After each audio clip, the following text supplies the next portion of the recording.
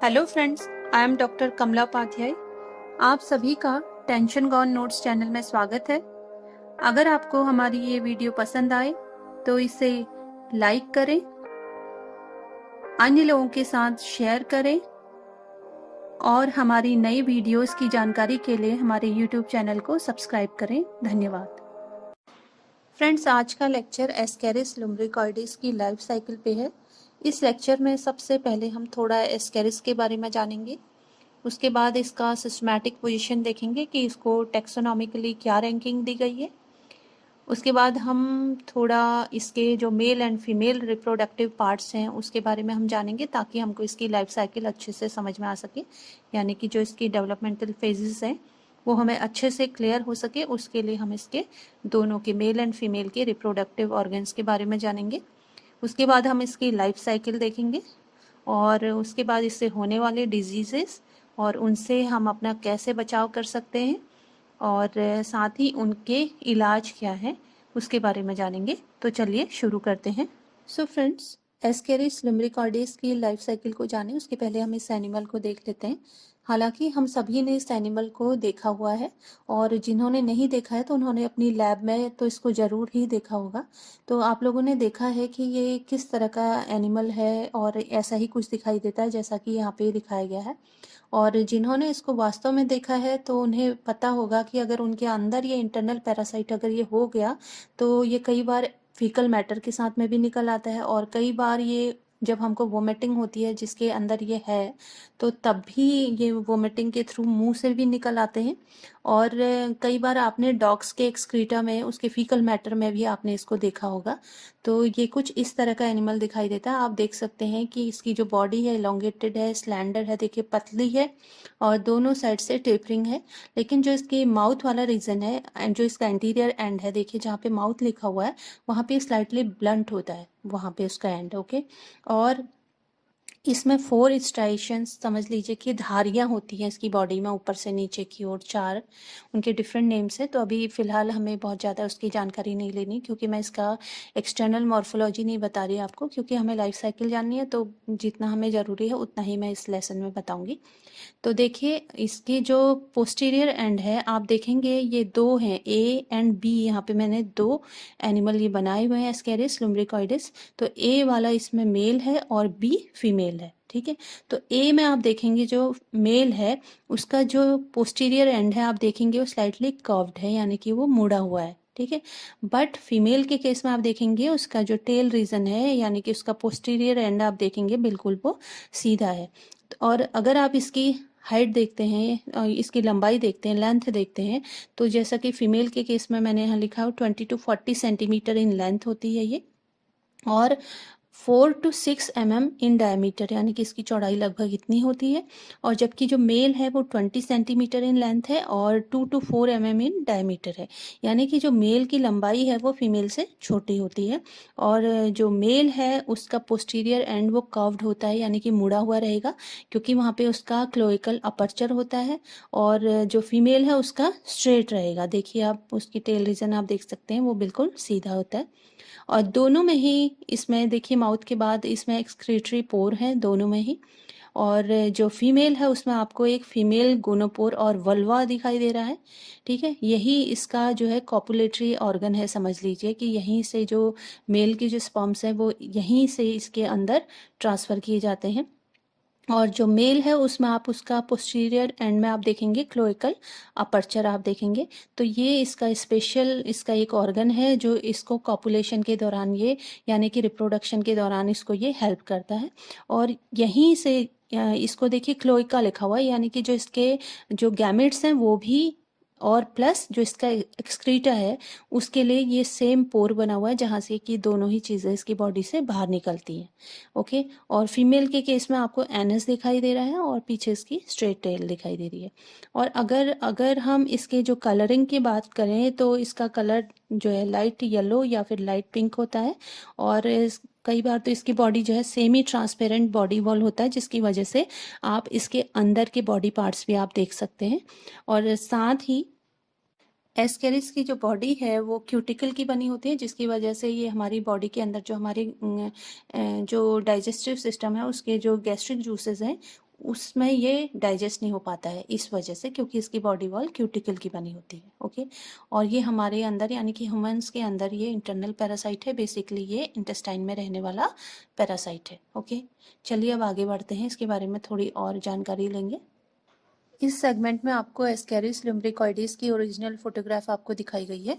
तो देखिए फ्रेंड्स, ये कुछ इस तरह का दिखाई देता है और यहाँ पे आप मेल और फीमेल को इजीली आइडेंटिफाई कर सकते हैं।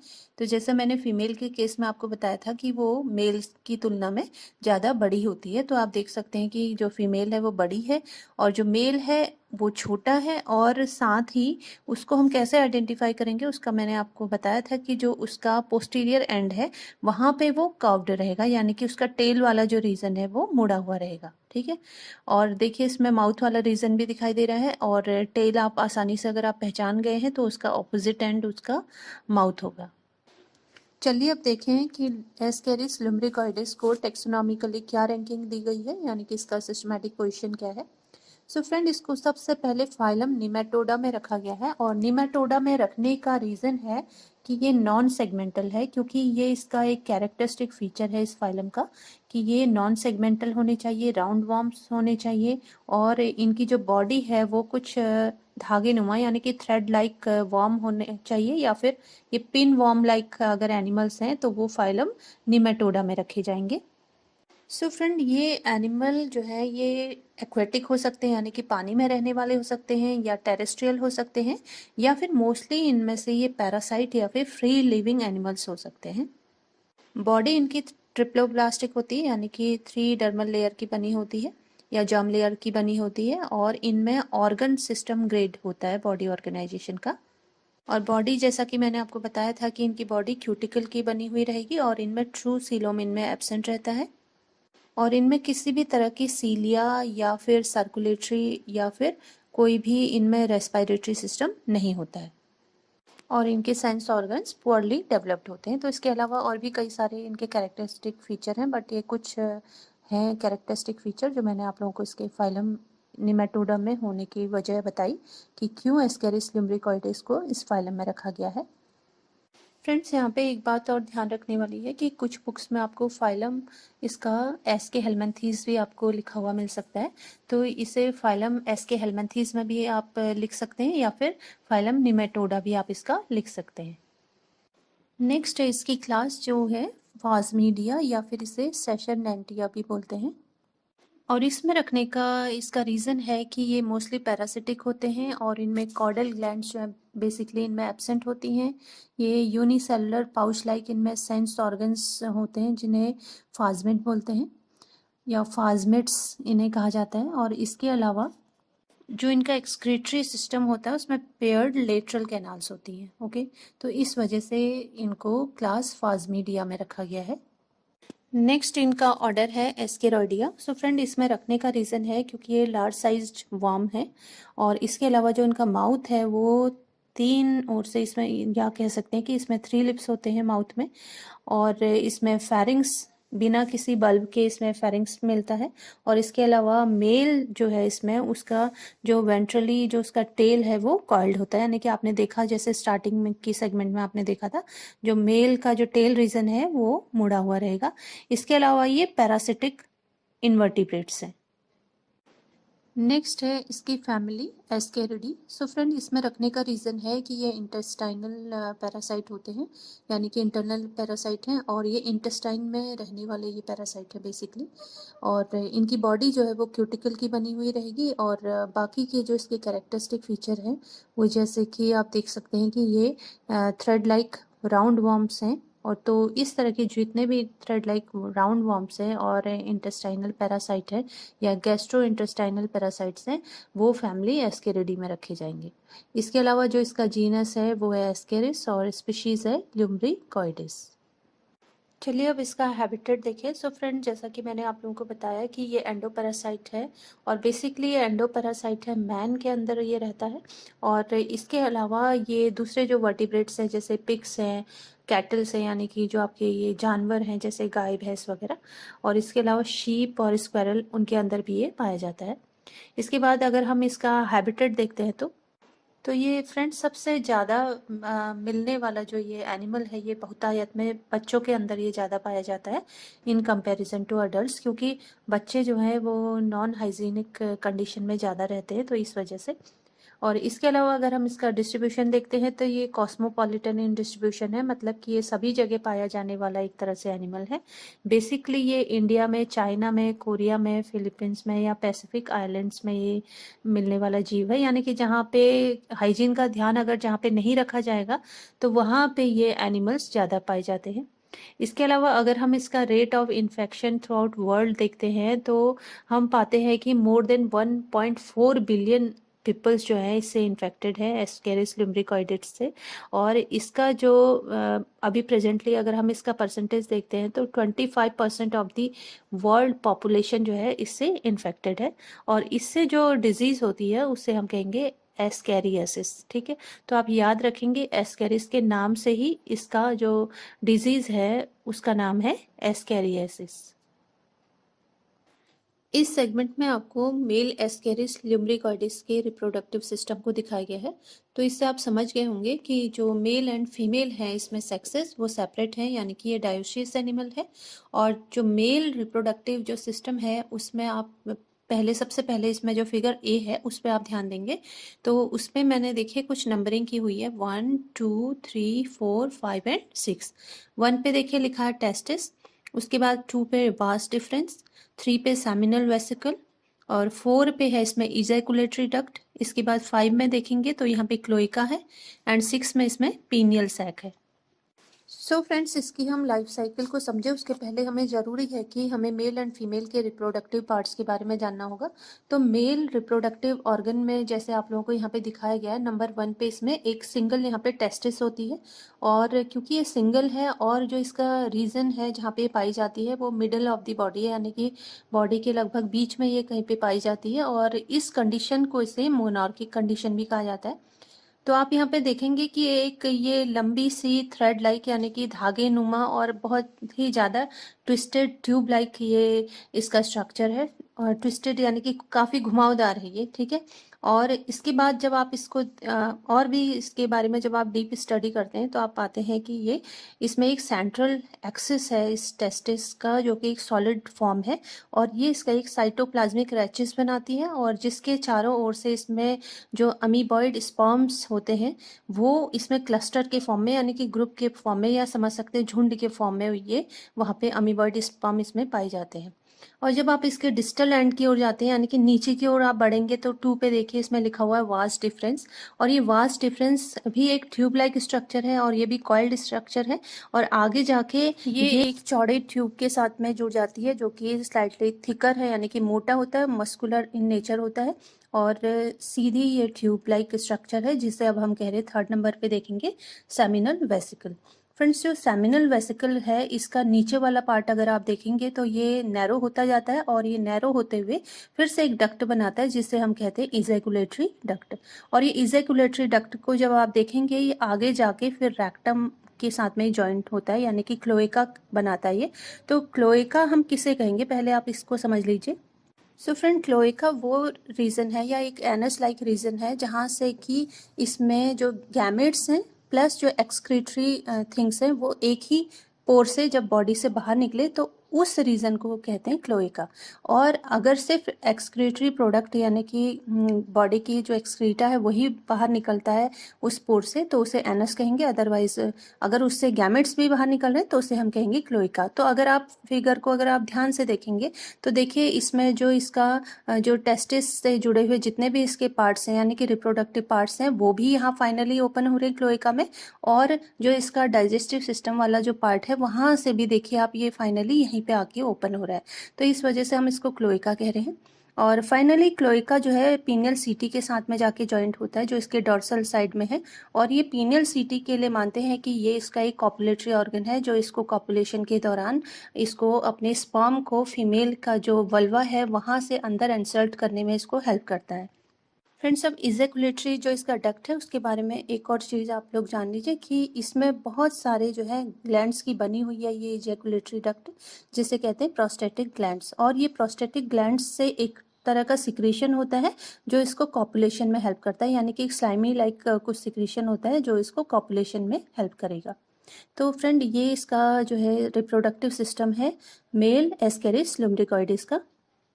अब देखिए जो इसका फिगर बी है, इसके फिगर बी में आप बहुत ही क्लियरली आप देख पाते हैं कि देखिए क्लोएका और जो इसके गैमेट्स जो जिस रीजन से बाहर निकल रहे हैं वहाँ पे देखिए पीनियल सीटी और स्पिक्यूल्स वाला जो रीजन है देखिए, तो ये इसका रिप्रोडक्टिव सिस्टम भी ऊपर से इसके साथ में जुड़ा हुआ है, नीचे क्लोएका के साथ में, और जो इसका डाइजेस्टिव सिस्टम है वो भी एक तरह से इसके साथ में जुड़ा हुआ है। तो यहाँ से इसका एक्सक्रीटा भी बाहर निकल रहा है, यानी कि गंदगी भी बाहर निकल रही है बॉडी की, प्लस जो इसके गैमेट्स हैं वो भी यहाँ से बाहर निकल रहे हैं। तो इस वजह से हम इसको कह रहे हैं क्लोएका।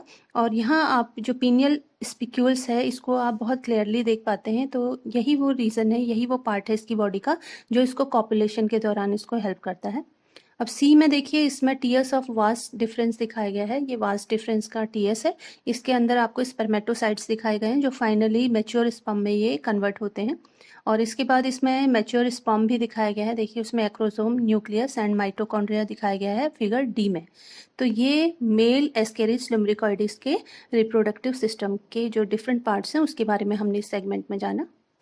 इस सेगमेंट में आपको फीमेल एस्केरिस लुम्ब्रिकॉइडिस के रिप्रोडक्टिव सिस्टम को दिखाया गया है और यहाँ पे आप देख सकते हैं 3 फिगर्स हैं ए बी सी के फॉर्म में। तो सबसे पहले आप कंसंट्रेट करेंगे ए में। तो फ्रेंड यहाँ पे भी मैंने नंबरिंग की हुई है ताकि आपको आसानी से ये समझ में आ सके कि हम किस पार्ट की बात कर रहे हैं। तो देखिए नंबर 1 पे लिखा हुआ है ओवरी, 2 पे लिखा हुआ है इसमें ओविडक्ट, 3 में आप देखेंगे यूट्रस कंटेनिंग एग्स, उसके बाद देखिए 4 में देखेंगे वजाइना एंड देन 5 में देखेंगे वल्वा। ओके, तो ये इसके जो डिफरेंट रिप्रोडक्टिव सिस्टम के जो डिफरेंट पार्ट्स हैं वो यहाँ पे आपको दिखाए गए हैं। चलिए अब इसको थोड़ा सा डिटेल में इसको समझ लेते हैं। तो फ्रेंड जो फीमेल रिप्रोडक्टिव सिस्टम है ये इसकी बॉडी के टू थर्ड पोजिशन में ये लगभग इसकी पोजिशन रहती है और ये 2 ट्रैक्ट के फॉर्म में ये इसकी बॉडी में दौड़ते हैं। 2 ट्रैक्ट से मतलब है कि 2 पैरेलल ट्रैक्ट के फॉर्म में ये दौड़ते हैं, तो इस वजह से इसे हम कहते हैं पॉलीडेल्फिक। ओके, तो पॉलीडेल्फिक इस वजह से है क्योंकि देखिए जैसे अगर इसमें सिंगल ट्रैक्ट होता है यानी कि सिर्फ सिंगल इसमें एक ओवरी होती, ओविडक्ट देन यूट्राई और उसके बाद वजाइना, तब हम इसे कहते हैं मोनोडेल्फिक। ओके, अब क्योंकि ये एक से ज़्यादा ट्रैक्ट में है फैली हुई है तो इस वजह से इसको कह रहे हैं पॉलीडेल्फिक। और जब हम इसके डिफरेंट पार्ट्स को देखते हैं तो ये 4 भागों से मिलकर के बनी हुई है इसकी रिप्रोडक्टिव सिस्टम। जैसे फर्स्ट इसका पोर्शन है ओवरी, देन सेकंड में आप देखेंगे ओविडक्ट एंड 3 में यूटेराई एंड 4 में वजाइना। तो अगर हम ओवरी की बात करते हैं तो इसमें 2 ओवरी इसमें मिलती हैं क्योंकि 2 ट्रैक्ट में दौड़ रही हैं। ओके, तो ध्यान रखिए एक ट्रैक्ट में एक ओवरी होगी तो दूसरे में भी होगी, तो इस वजह से इनका नंबर है 2। और ये भी आप ये फिगर में आप देख करके समझ गए होंगे कि ये भी धागे नुमा लंबी और हाईली ट्विस्टेड ट्यूब है और इसकी वॉल्स जो हैं वो क्यूबॉइडल एपिथेलियम की बनी होती है जिसके सेंट्रल एक्सिस जो है इसका साइटोप्लाज्मिक रैचेस बनाता है और जिसके अंदर इसमें आपको ओवा दिखाई देते हैं और इसमें किसी भी तरह का ल्यूमेन नहीं होता है।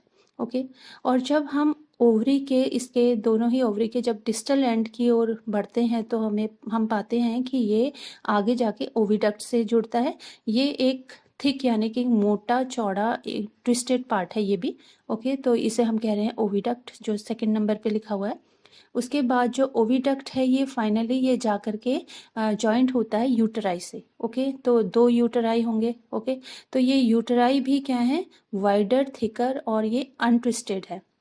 ओके, तो ये जो अनट्विस्टेड यूटेराई हैं इनका जो मेन फंक्शन है वो है स्टोरेज ऑफ फर्टिलाइज्ड एग, जिसके अंदर जो फर्टिलाइज्ड एग हैं वो शेल्स के फॉर्म में यहाँ पे स्टोर रहते हैं और फाइनली ये 2 जो यूटेराई है ये मिल करके एक मीडियम शॉर्ट मस्कुलर ट्यूब बनाती हैं जिसे हम कह रहे हैं अभी वजाइना, जो आप देखिए नंबर 4 पे है ये वजाइना। और वजाइना फिर फाइनली जो एक छोटी सी ट्यूब है ये बाहर की ओर ओपन होती है यानी कि एक्सटीरियरली ओपन होती है एक पोर से जिसे हम कहते हैं गोनोपोर या फिर इसे वल्वा भी कहा जाता है, जो कि इसको कॉपुलेशन में हेल्प करता है। यानी कि ये वही पोर है जहाँ से कि पीनियल सीटी की हेल्प से मेल अपने स्पर्म्स को इसकी बॉडी में एंटर करता है और फाइनली फर्टिलाइजेशन इसकी बॉडी के अंदर होता है, तो उसे हम कह रहे हैं वल्वा। ओके, तो ये इसका फीमेल का रिप्रोडक्टिव सिस्टम है। और यहीं पे आपको बी में देखिए टीएस ऑफ ओवरी दिखाई गई है। तो ओवरी के अंदर आप देख सकते हैं जो इसका सेंट्रल रैचेस है जिसके अंदर बहुत सारे ओवा हैं, और फाइनली उसके जो आउटसाइड है आपको जर्मिनल एपिथेलियम दिखाई दे रहे हैं जहाँ से कि इसके ओवा प्रोड्यूस होते हैं, यानी कि गैमेट फॉर्मेशन की प्रोसेस होती है। और बीच में आपको ऊगोनिया भी आपको दिखाए गए हैं और न्यूक्लियस भी आपको दिखाई दे रहे हैं। और सी में आप देखिए इसका टीएस ऑफ यूट्रस, जहाँ पे कि आपको इसके जो फर्टिलाइज एग्स हैं वो आपको यहाँ पे एक तरह से एग्स दिखाई दे रहे हैं, जर्मिनल एपिथेलियम है यहाँ पे भी, और मसल लेयर भी आपको यहाँ पे दिखाई दे रही है। तो ये कुछ इस तरह का इसका रिप्रोडक्टिव सिस्टम होता है जो इन डिफरेंट पार्ट्स से मिलकर के बना है। ओके, तो याद हो गया आपको। फर्स्ट में इसका ओवरी, देन सेकेंड में ओविडक्ट से जुड़ेगा, ओविडक्ट फाइनली जॉइंट होगा यूट्रस से, और यूट्रस फाइनली ये दोनों ही जो यूटराई हैं ये आगे जाके जॉइंट हो जाएंगे एक ट्यूब लाइक स्ट्रक्चर से, जिससे कह रहे हैं वजाइना। वजाइना फाइनली बाहर की ओर ओपन होगी वल्वा या गोनोपोर से। ओके, चलिए अब इसके लाइफ साइकिल को अच्छे से डिटेल में समझ लें। सो फ्रेंड, एस्केरिस लुम्ब्रिकॉइडिस में सेक्सुअल डायमॉर्फिज्म देखने को मिलता है। तो अब तो आप इसको अच्छे से समझ ही गए हैं कि इसमें सेक्सेस सेपरेट हैं, यानी कि मेल एंड फीमेल इसमें एस्केरिस अलग अलग हैं। और इसके बाद अगर हम मेल एस्केरिस की बात करते हैं तो मेल एस्केरिस जैसा कि हमने देखा कि ये फीमेल से छोटा होता है, और मेल की जो टेल है वो पीछे से मुड़ी हुई रहती है नीचे की ओर से, और इसमें एक पोस्ट एनल पैपिला इसमें निकला रहता है। और ये जो पैपिला है ये इसके क्लोएका के पास से निकला हुआ रहता है, और यहीं पे इसमें एक स्पिक्यूल्स का एक पेयर रहता है जिसे कि हम पीनियल सीटी भी बोलते हैं। और जैसा कि मैंने आपको बताया कि जो पीनियल सीटी है यही इसको कॉपुलेशन में आगे हेल्प करता है। उसके बाद अगर हम इनकी पोजीशन की बात करें गोनैड्स की, मेल एंड फीमेल में, तो जैसे कि मैंने कहा कि गोनैड्स जो है इसमें इनकी अपनी एक पर्टिकुलर पोजीशन है, और गोनैड्स इसमें लंबे और घुमावदार ट्यूबुलर होते हैं, और साथ ही ये जो इसके जेनाइटल पोर हैं फीमेल के केस में ये वहाँ पे अटैच रहते हैं, और मेल के केस में ये क्लोएका के पास में इसके गोनैड्स खुलते हैं, समझ लीजिए। ठीक है, तो फीमेल का जो जेनाइटल पोर है वो वल्वा वाला जो पोर्शन है वो है, और जबकि मेल का क्लोएका वाला पोर्शन है। ओके, इस सेगमेंट में आपको मेल रिप्रोडक्टिव ऑर्गन को जो है यहाँ पे एक फ्लो चार्ट के माध्यम से यहाँ पे आप लोगों को समझाया गया है फ्रेंड। तो इसे आप आसानी से इस फ्लो चार्ट को अपनी लैंग्वेज में आप इसको डिस्क्राइब कर सकते हैं। तो जैसा कि हमने फिगर में भी देखा था कि जो मेल रिप्रोडक्टिव सिस्टम है उसमें सबसे पहले आता है इसका टेस्टिस, और क्योंकि इसमें सिंगल टेस्टिस है तो इसलिए इस कंडीशन को कहेंगे मोनार्किक। और जो टेस्टिस है ये आगे जा कर के एक्सटेंड होकर के इसके मिडिल ऑफ द बॉडी में एक long thread like twisted tube बनाती है, जिसके जो सेंट्रल एक्सिस है उसमें ये सॉलिडिफाई हो जाता है, जो कि इसका साइटोप्लाज्मिक रैचेस बनाता है। और साइटोप्लाज्मिक रैचेस के चारों ओर से इसमें जो अमीबॉइड स्पॉर्म्स हैं, जो फाइनली जो इसके स्पॉर्म्स हैं वो ग्रुप्स के फॉर्म में, क्लस्टर के फॉर्म में ये वहाँ पे रहते हैं, और इसमें भी किसी तरह का ल्यूमन इसमें एब्सेंट रहता है। ओके, तो वहाँ पे मतलब आपको सिर्फ अमीबॉइड स्पॉर्म्स ही दिखाई देंगे। और फाइनली जो इसका जो सिंगल जो टेस्टिस है ये नीचे की ओर से हमने देखा था कि ये आगे जाके ये वास्ट डिफरेंस से जुड़ जाता है, जिसमें कि इसके अंदर ल्यूमन होता है, और ये जो वास्ट डिफरेंस है ये आगे जाके फिर से एक थिकर यानी कि मोटे चौड़े और मस्कुलर एक सीधी ट्यूब से जाकर के जुड़ते हैं, जिसे हम कहते हैं सेमिनल वेसिकल।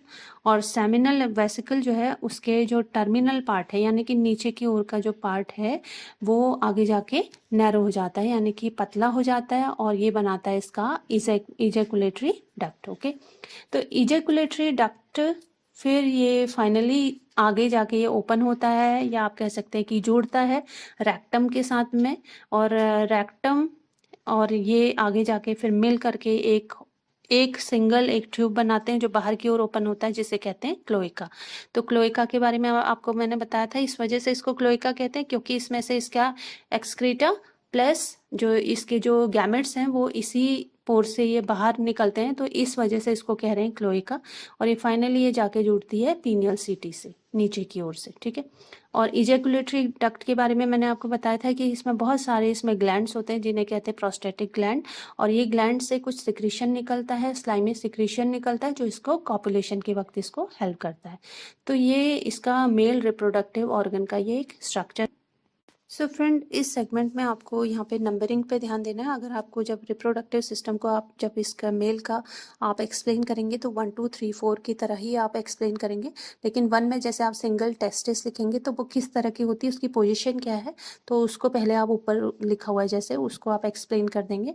उसके बाद आप लिखेंगे कि ये जो सिंगल टेस्टिस है ये आगे जाके इसका डिस्टल पार्ट जॉइंट होता है वास डिफरेंस है। तो इस तरह से आप 2 3 4 इस तरह से आप इसको एक्सप्लेन करते रह सकते हैं। और नीचे फिर देखिए इजैकुलेटरी डक्ट लिखा हुआ 4 पे, तो यहाँ पे इजैकुलेटरी डक्ट के बारे में डिटेल में ये बताया है कि ये क्या है और इसके अंदर ये क्या हेल्प करता है, किस तरह का इसका फंक्शन है। ओके, तो इस तरह से आपको ये फ्लो चार्ट आपको याद रख लेना है, तो इसको आप आसानी से अपनी लैंग्वेज में आप इसको एक्सप्लेन कर सकते हैं।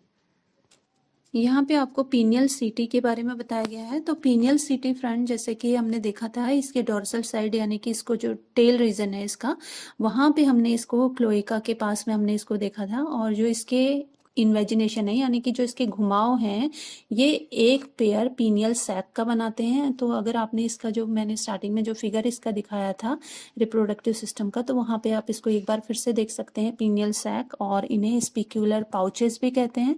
और हर एक स्पिक्यूलर जो पाउच है इसमें से एक सिक्रेशन निकलता है, ठीक है। और ये जो सिक्रेशन है इसका पीनियल सीटा और स्पिक्यूल इसका ये बनाता है, मतलब वहाँ पे जाकर के ये उसके साथ में ये जुड़ता है, ये जो सिक्रेशन है उसमें जाता है, उसको ये फाइनली जो इसका कॉपुलेशन के दौरान ये सिक्रेशन इसको हेल्प करता है।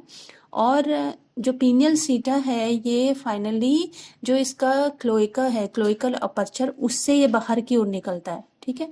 और यहाँ पे लिखा भी हुआ है, देखिए किसमें हेल्प करता है, help in opening the female gonopore for copulation. तो जैसा कि मैंने आपको ये पहले भी बताया कि जो पीनियल सीटा है ये कॉपुलेशन के दौरान जो उसका वल्वा है उसको ओपन करने में हेल्प करेगा, ताकि ये अपने स्पर्म्स को जो फीमेल है उसके अंदर ये उसके गोनोपोर के थ्रू उसके अंदर ये इंसर्ट कर सके। और जो इसका पीनियल सीटा है ये स्पिक्यूलर शीथ के अंदर ये बंद रहता है। ओके, तो ये ऐसे ही खुला हुआ नहीं रहता है, यानी कि इसमें भी इसका एक बाहर से एक शीथ होती है जिसको हम कह रहे हैं स्पिक्यूलर शीथ। ओके, तो इस तरह से आप इसके पूरे मेल रिप्रोडक्टिव ऑर्गन को आप यहाँ पे अच्छे से इन फ्लो चार्ट के माध्यम से आप इनको एक्सप्लेन कर सकते हैं, और ये याद करने में भी बहुत ही आसान होते हैं इस तरह से। ओके, चलिए आगे बढ़ते हैं। इस सेगमेंट में आपको एक बार फिर से मेल एस्केरिस लिम्ब्रिकॉइडिस के रिप्रोडक्टिव सिस्टम को दिखाया गया है। सो फ्रेंड, अब मैं आशा करती हूँ कि आपको ये अच्छे से क्लियर हो गया होगा कि जैसे इसके जो डिफरेंट पार्ट्स हैं मेल रिप्रोडक्टिव सिस्टम के, तो वो है टेस्टिस जो कि इसमें सिंगल होती है, तो इस वजह से इसको मोनार्किक कहते हैं। और ये हाईली ट्विस्टेड है देखिए, और नीचे को फिर से एक ट्विस्टेड ट्यूब लाइक स्ट्रक्चर से ये जुड़ी हुई है जिसे कह रहे हैं वास डिफरेंस। और वास डिफरेंस फिर आगे जाके एक चौड़े थिक और मस्कुलर स्ट्रक्चर जो कि बिल्कुल एक सीधी ट्यूब है उससे जाके जुड़ा है जिसे कह रहे हैं सेमिनल वेसिकल। और सेमिनल वेसिकल फिर फाइनली आगे जाके देखिए 4 नंबर पे ये इजैकुलेटरी डक्ट के साथ में जुड़ा हुआ है। और इजैकुलेटरी डक्ट के बारे में जैसे मैंने आपको बताया था कि इसमें बहुत सारे इसमें प्रोस्टेट ग्लैंड्स होते हैं जिससे कि जो इसका सिक्रीशन है ये आगे इसको कॉपुलेशन में हेल्प करता है। और इजैकुलेटरी डक्ट फिर ये जाके क्लोएका में ओपन हो रहा है, और क्लोएका आगे फिर जुड़ी है पीनियल सैक से, और ये पीनियल सैक आगे फिर पीनियल स्पिक्यूल्स के साथ में जुड़ा हुआ है। और ये पीनियल स्पिक्यूल्स जो है एक शीट के अंदर बंद रहता है, और ये इसका डॉर्सल पोर्शन है जहाँ पे कि आपको इसका जो ओपनिंग है क्लोएका की वो दिखाई गई है। तो जो पीनियल स्पिक्यूल है वो इसके कॉपुलेशन में इसको हेल्प करता है इसके रिप्रोडक्शन के लिए, ठीक है। तो ये आपको इसका स्ट्रक्चर मैंने आपको पहले भी इसको बहुत अच्छे से इसको एक्सप्लेन कर दिया है। और इसके जो डिफरेंट पार्ट्स हैं देखिए बी में आपको इसमें बहुत ही अच्छा फिगर आपको दिखाया गया है जिसमें कि आपको जो पीनियल स्पिक्यूल्स है उसके पहले आपको जो इसमें एक पेयर जो इसमें पीनियल सैक के हैं वो भी यहाँ पे आपको यहाँ पे दिखाए गए हैं। और साथ ही जो क्लोएका का जो बाहर की ओर का जो क्लोइकल अपर्चर है वो भी दिखाई दे रहा है यहाँ पे। और सी में आपको यहाँ पे फिर से देखिए टीएस ऑफ वास्ट डिफरेंस दिखाया गया है जिसके अंदर इसमें गैमेट्स बनते हुए दिखाई दे रहे हैं। और फिर डी में इसका फाइनली जो इसका मैच्योर स्पर्म है वो दिखाया गया है। इस सेगमेंट में आपको फीमेल रिप्रोडक्टिव ऑर्गन का फ्लो चार्ट दिखाया गया है। सो फ्रेंड, इस चार्ट के माध्यम से आप इसको आसानी से, जैसा कि मैंने पहले भी बोला कि आप आसानी से अपनी लैंग्वेज में इसको डिस्क्राइब कर सकते हैं। तो सबसे पहले आप इसको देखेंगे, इसके 1 2 3 4 वाला जो इसके नंबरिंग की हुई है उसको, ठीक है। तो फ्रेंड, जो इसके फीमेल रिप्रोडक्टिव ऑर्गन है, ये इसके बॉडी का पोस्टीरियर साइड में समझ लीजिए 2/3 हिस्सा इसकी बॉडी का ये कवर किए रहता है। और ये 2 पैरेलल ट्रैक्ट, यानी कि ये 2 एक साथ में दौड़ते हुए 2 ट्रैक्ट हैं, उसके फॉर्म में ये यहाँ पे मिलता है। और इस वजह से, क्योंकि इसमें 2 पैरेलल ट्रैक्ट हैं, तो इस वजह से इसको पॉलीडेल्फिक कंडीशन कहते हैं। और अगर इसमें सिर्फ एक ही ट्रैक्ट होता तो उसको हम कहते हैं मोनोडेल्फिक। ओके, तो क्योंकि एक से ज़्यादा हैं तो उन्हें हम कहेंगे पॉलीडेल्फिक। ओके, तो जो इसका रिप्रोडक्टिव सिस्टम है उसमें 4 भाग होते हैं। 1 में देखिए ओवरी, यानी कि 2 इसमें ओवरी होंगी, 2 ओविडक्ट होंगे, और इसमें 2 यूटराई होंगे। और उसके बाद ये यूटराई फाइनली एक जो आगे जाके वजाइना है उससे जाकर के ये जुड़ती है। तो सबसे पहले हम नंबर 1 पे देखेंगे ओवरी। तो जैसा कि मैंने कहा, इनका 2 नंबर होता है, ठीक है। ये 2 इन नंबर में पाई जाती हैं। और ये भी जैसे आपने देखा टेस्टिस के केस में कि वो एक थ्रेड लाइक लॉन्ग, एक ट्विस्टेड ट्यूब लाइक स्ट्रक्चर थी, तो उसी तरह से ओवरी भी वैसे ही है। और जो इसकी वॉल्स होती हैं ओवरी की, ये क्यूबॉइडल एपिथेलियम की बनी है। और इसका जो सेंटर है इसका एक्सिस का, तो ये आगे जाकर के ये साइटोप्लाज्मिक रैचेस बनाता है। और ये समझ लीजिए कि सॉलिड टाइप एक स्ट्रक्चर है, और इसमें किसी भी तरह का इसमें ल्यूमन नहीं है। और इसके चारों ओर से, यानी कि साइटोप्लाज्मिक रैचेस में ही इसमें ओवा होते हैं, ठीक है। ओवा जिसमें कि जैसा कि मैंने कहा कोई भी इसमें ल्यूमन नहीं है, सिर्फ इसमें ओवा यानी कि जो इसके एग्स हैं तो वो यहाँ पे मिलते हैं। ओके, और आप ऊपर आ जाइए नंबर 1 के बाद नंबर 2 पे। इसके बीच में एक एरो है, देखिए उसमें लिखा हुआ है रेड लाइन से, रेड से, कि distal end of each ovary joint to, ठीक है। तो अब जो ये ओवरी है, इसका जो नीचे वाला हिस्सा है, यानी कि इसके पोस्टीरियर साइड वाला जो हिस्सा है, वो आगे जाकर के ओविडक्ट से जुड़ता है। यानी कि जो दोनों ही ओवरी हैं उनके जो पीछे डिस्टल एंड है वो ओविडक्ट से जुड़ेगा। और जो ओविडक्ट है वो आप इसके फिगर में, आप अभी आपने जैसे पहले भी देखा, अभी मैं आपको फिर से इसको शो करूंगी। तो आप उसमें देखेंगे कि जो ओविडक्ट है एक थिकर वाइडर ट्विस्टेड, ये भी एक ट्यूब है, उसके साथ में ये जुड़ा हुआ रहता है। और फिर ये आगे जाके आप फिर देखिए 3 नंबर पे जाने के पहले फिर से एक एरो है जिसमें लिखा है ईच ओविडक्ट जॉइंट टू। अब ये जो ओविडक्ट है, यानी कि दोनों ही ओविडक्ट जो पैरेलल ट्रैक्ट में दौड़े हैं, ये आगे जाके यूटराई से इससे जुड़ते हैं। और जो इसका यूटराई है ये एक चौड़ा थिक, और इसमें किसी भी तरह की ट्विस्टिंग यानी कि घुमाव नहीं है, उससे जाके ये जुड़ते हैं।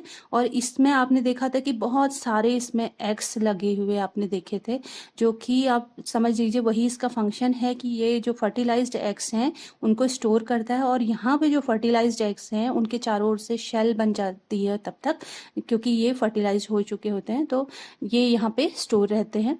और देखिए यूटराई के नीचे ए में लिखा है stored fertilised eggs enclosed in shells. Okay, उसके बाद इसके बी में आ जाइए, तो यूटराई के बारे में ही है ये, कि 2 यूटराई आगे यूनाइट होकर के, यानी कि अब ये 2 यूटराई जो 2 डिफरेंट पैरेलल ट्रैक्ट के साथ में जो ये दौड़ रहे हैं, जो इसके रिप्रोडक्टिव पार्ट्स हैं, उसमें ये यूटराई फाइनली यहाँ पे आके ये एक हो जाते हैं, ठीक है।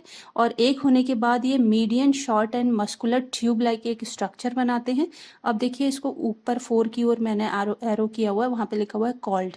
इसे क्या कहेंगे अब आगे जाके? वजाइना, ठीक है। इसी वजाइना को कह रहे हैं वल्वा। और यही वल्वा इसका समझ लीजिए कि बाहर की ओर ओपन होने वाला इसका गोनोपोर है, ठीक है। और ये जो गोनोपोर है, जो वजाइना के बाद जो फाइनली बाहर ओपन हो रहा है, जिसे हम कह रहे हैं गोनोपोर, और गोनोपोर को ही हम कह रहे हैं वल्वा। यानी कि यही इसका एक समझ लीजिए कॉपुलेशन का एक ये इसका पार्ट है, एक पोर है, जहाँ से कि जो पीनियल सीटा है वो इसको ओपन करने में इसको हेल्प करता है। और यहाँ से फिर वो अपने स्पर्म्स को मेल एस्केरिस लिम्ब्रिकॉइडस, इसके जो वल्वा है वहाँ से उसके अंदर इंसर्ट कर देता है, ठीक है। तो ये इसका फीमेल का पूरा ये रिप्रोडक्टिव ऑर्गन है। इसके स्ट्रक्चर को एक बार हम फिर से फिगर के हेल्प से हम इसको फिर से एक बार समझेंगे तो आपको और ज़्यादा क्लियर हो जाएगा।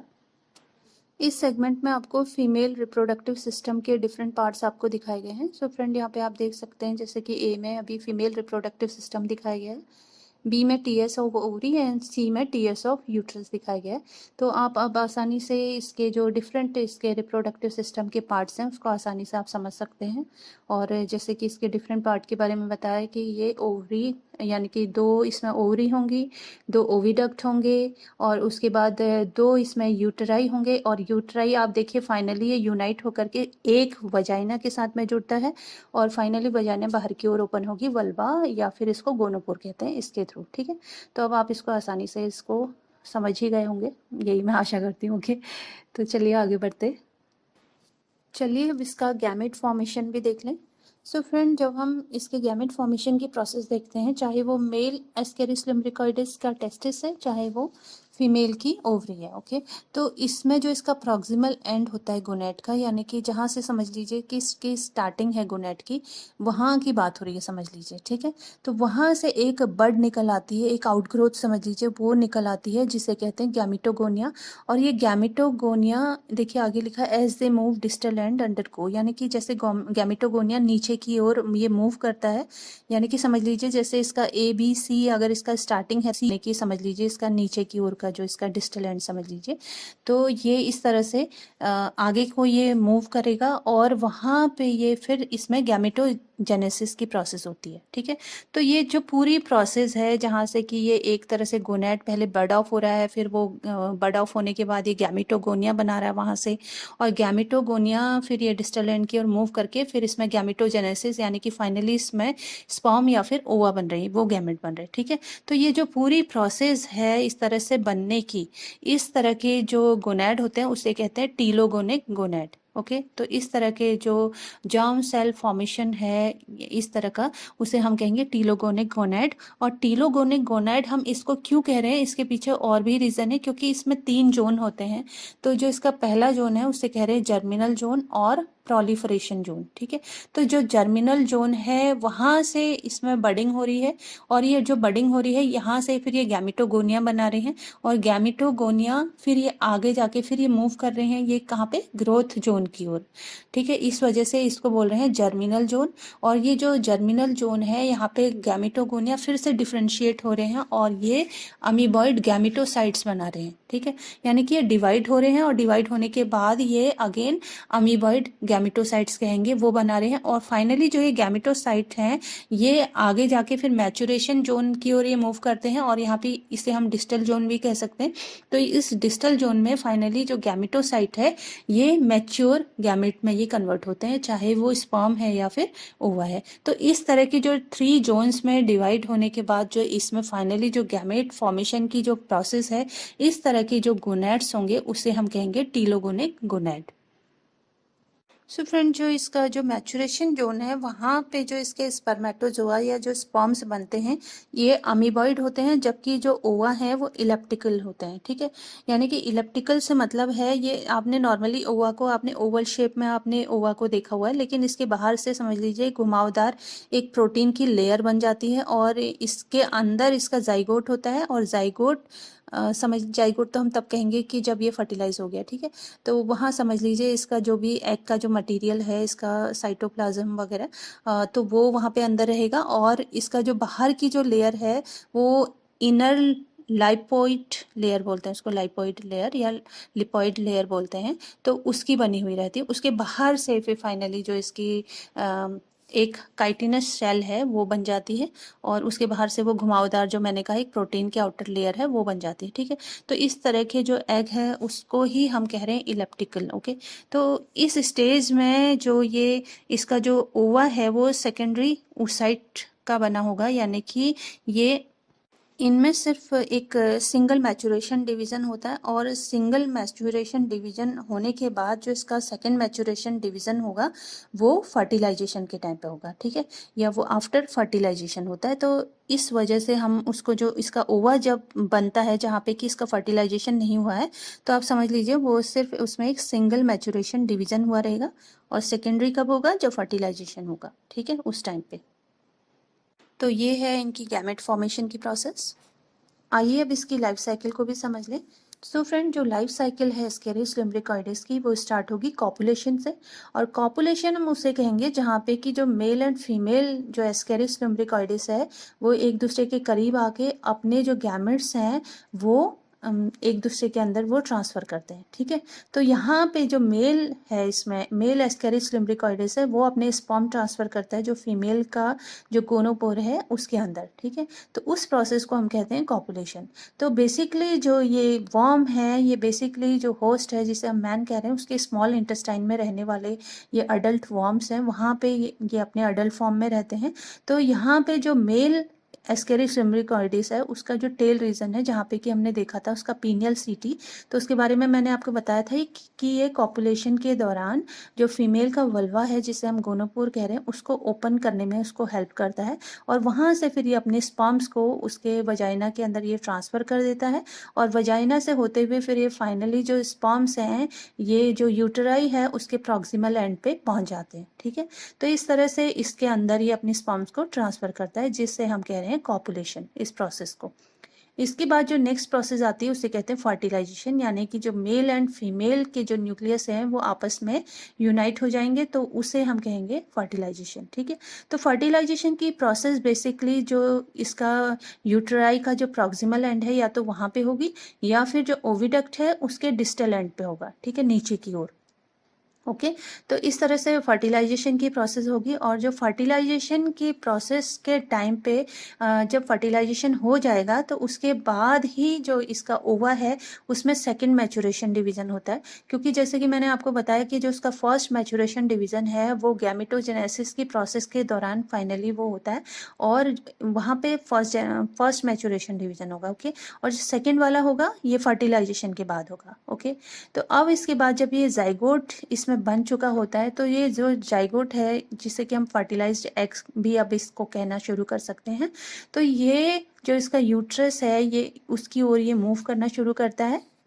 और जब ये यूटेराई के अंदर ये मूव करता है तो उस दौरान जो यूटेराई की जो वॉल होती है, ठीक है, तो ये जो है कुछ सिक्रेशन ये सिक्रीट करती हैं जो कि हार्ड पीले रंग का या ब्राउन कलर का ये एल्बुमिनस यानी कि एक प्रोटीन का एक पार्ट है, प्रोटीन सब्सटेंस है ये।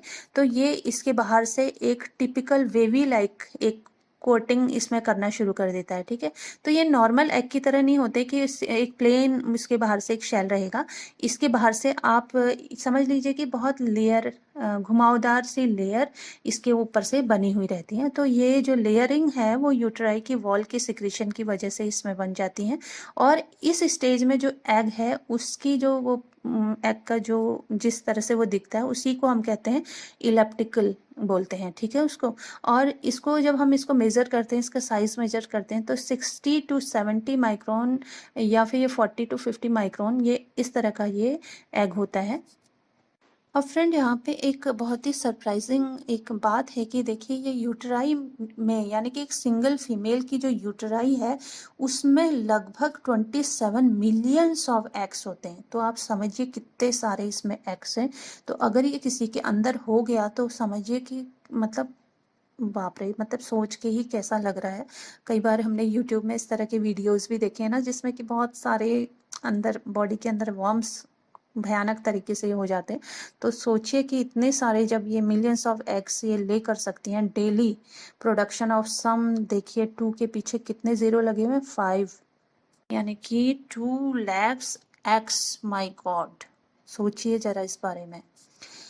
अब ये क्या बोल रहा है, these eggs leave females body through gonopore. My God, अब सोचिए कि ये एग्स जो है उसकी बॉडी के गोनोपोर से बाहर निकल जाते हैं और होस्ट के जो इंटेस्टाइन है वहाँ पे पहुँच जाते हैं, और इंटेस्टाइन से फाइनली ये पास होते हुए यानी कि उसकी बॉडी से बाहर निकलने के लिए उसके फीसेस में ये पहुँच जाते हैं, वहाँ से फिर समझिए कि बॉडी के बाहर हो जाते हैं।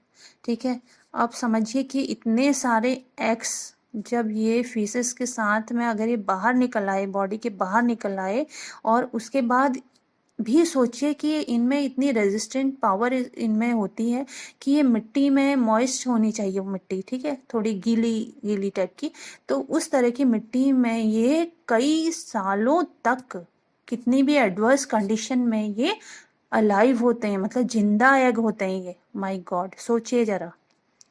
ये तो बहुत ही मतलब सोच के ही डर लग रहा है ना, कि अगर किसी तरह से ये एग्स अगर हमने कंज्यूम कर लिए, करते ही हैं वैसे, तभी तो ये हमारे बॉडी के अंदर ही पहुंचते हैं ना, क्योंकि ये अनहाइजीनिक कंडीशन की वजह से, क्योंकि किसी ना किसी तरह से हम उस तरह के कंटामिनेटेड वाटर या फिर वेजिटेबल्स इस तरह से हम अपने मुंह के अंदर ये ले करके फाइनली फिर से इनकी लाइफ साइकिल हमारी बॉडी के अंदर चलती रहती है, तो इस तरह से ये हमारी बॉडी के अंदर पहुंच जाते हैं।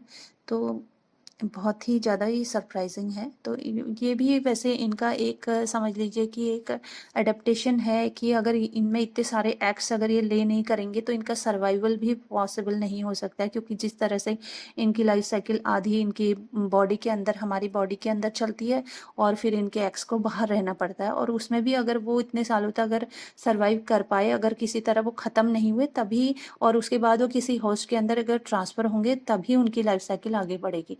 तो इस वजह से ये इनका मेन रीज़न है कि जो फीमेल्स हैं या इस तरह के जो पैरासाइट्स हैं, इनमें या फिर जो लोअर एनिमल्स हैं उनमें किसी न किसी तरह से वो अपने रेस को बढ़ाने के लिए उनमें रिप्रोडक्शन के टाइम पे वो इतने ज़्यादा ओवा को वो ले करते हैं। ठीक है, तो ये इसका रीज़न है बेसिकली।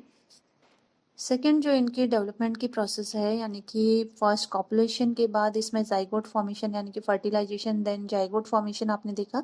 उसके बाद जो नेक्स्ट स्टेप है वो होगा क्लीवेज का, जहाँ पे कि उस जाइगोट के अंदर अब डिवीज़न होगा, यानी कि सेल डिवीज़न स्टार्ट हो जाएगा। और उसके बाद जो इसका जो डेवलपमेंट की जो सेकेंड स्टेज है, यानी कि जहाँ पे रैप्टिडॉइड जो इसका लार्वा है वो एग के अंदर बनना शुरू होता है। ठीक है, तो सबसे पहले हम देखेंगे इसका क्लीवेज। तो क्लीवेज के लिए इसमें जब इसको फेवरेबल कंडीशन मिलती है, यानी कि टेम्परेचर, मॉइस्चर और एंड जो ऑक्सीजन है उसकी प्रेजेंस हो गया, तो ये अगर इसके फेवरेबल इसके लिए होते हैं, फेवरेबल कंडीशन में होते हैं, जितना इसको चाहिए उतना टेम्परेचर हो, मॉइस्चर हो और ऑक्सीजन उतनी प्रेजेंट हो, तो एग के अंदर फिर इसमें क्लीवेज स्टार्ट होती है। ठीक है, तो जब इसमें क्लीवेज स्टार्ट होती है और उसके बाद ही फिर ये अपनी जो इन्फेक्टिव स्टेज है उसमें ये कन्वर्ट होता है, यानी कि जो इसमें रैप्टिडॉइड जो इसका लार्वा है वो जब इसके अंदर बन जाता है तो समझिए कि वो इसकी एक इन्फेक्शियस स्टेज है। तो इसमें जो क्लीवेज है वो स्पाइरल होता है और एक डिटर्मिनेट टाइप होता है। ठीक है, तो वो स्पाइरल क्लीवेज किस तरह से इसमें होता है वो यहाँ पे आपको देखिए फिगर के हेल्प से यहाँ पे दिखाया गया है। तो सबसे पहले आप देखिए जाइगोट। ठीक है, जाइगोट में अभी कोई भी किसी भी तरह का इसमें डिवीजन नहीं हुआ है। आप ध्यान रखिए कि किस तरह से आगे को इसमें डिवीजन हुआ है, उसको आप ध्यान से फिगर की हेल्प से और जो वहाँ पे लिखा है उसको अगर समझते हुए जाएंगे तो आपको ये अच्छे से क्लियर हो जाएगा। ठीक है, तो देखिए जाइगोट लिखा है, उसमें फर्स्ट डिवीजन हो रहा है। ठीक है, पहली बार जब उसमें डिवीजन होगा तो उसमें A B plus P1 cell बनेंगे।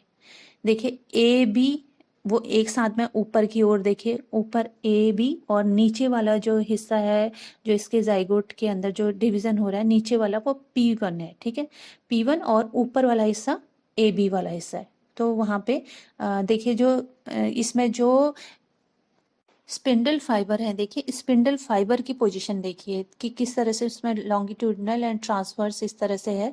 तो ये आपको क्लियर होगा कि किस ओर को अब ये सेल आगे जाके डिवाइड हो जाएगी और बन जाएगी। जैसे ऊपर वाले में आप देखिए ऐसे बिल्कुल सीधे ट्रांसवर्स जैसी कंडीशन में है, तो उसमें जो सेल बनेंगी वो एक आमने सामने बनेंगी और नीचे वाले में ऊपर नीचे बनेंगी। ठीक है, तो अब देखिए जब इसमें सेकेंड डिविजन होगा तो इसमें जो ए प्लस बी, ये ए सेल बन जाएगी प्लस बी सेल बन जाएगी, प्लस इसमें एक और सेल बनेगी जिसे हम कहेंगे EMST, प्लस एक P2 सेल भी बनेगा इसमें। ओके, तो ये आगे उसमें लिखा हुआ है, देखिए वहाँ फिगर में थोड़ी सी आपको थोड़ी सी आंखों पे आपको जोर लगाना पड़ेगा, क्योंकि इतना सारा इसके फिगर्स हैं जिसको यहाँ पे एकदम फिगर के साथ में लिख के शो करना थोड़ा सा डिफिकल्टी है इसमें, तो इस वजह से।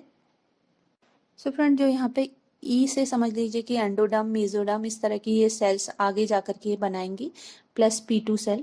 ठीक है, तो ये जब ये सेल ये A plus B plus EMST plus P2 cell बनाएंगे तो उसके बाद फिर देखिए आगे लिखा है सून बिकम्स, फिर से इनमें फिर से आगे डिवीजन जब होगा तो देखिए P2 लाइज पोस्टीरियरली। अब जो P2 वाली सेल है वो पीछे की ओर को वो चली जाएगी EMST के।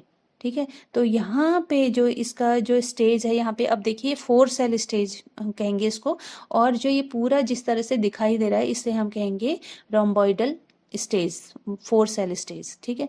अब ये जो P2 वाली जो स्टेज है जहाँ पे 4 सेल स्टेज है, इसमें फिर से अगेन इसमें डिवीजन होगा। अब देखिए वहाँ पे रेड लाइन पे लिखा हुआ P2 के आगे A में लिखा है राइट सेल एंड B में लिखा हुआ है लेफ्ट सेल।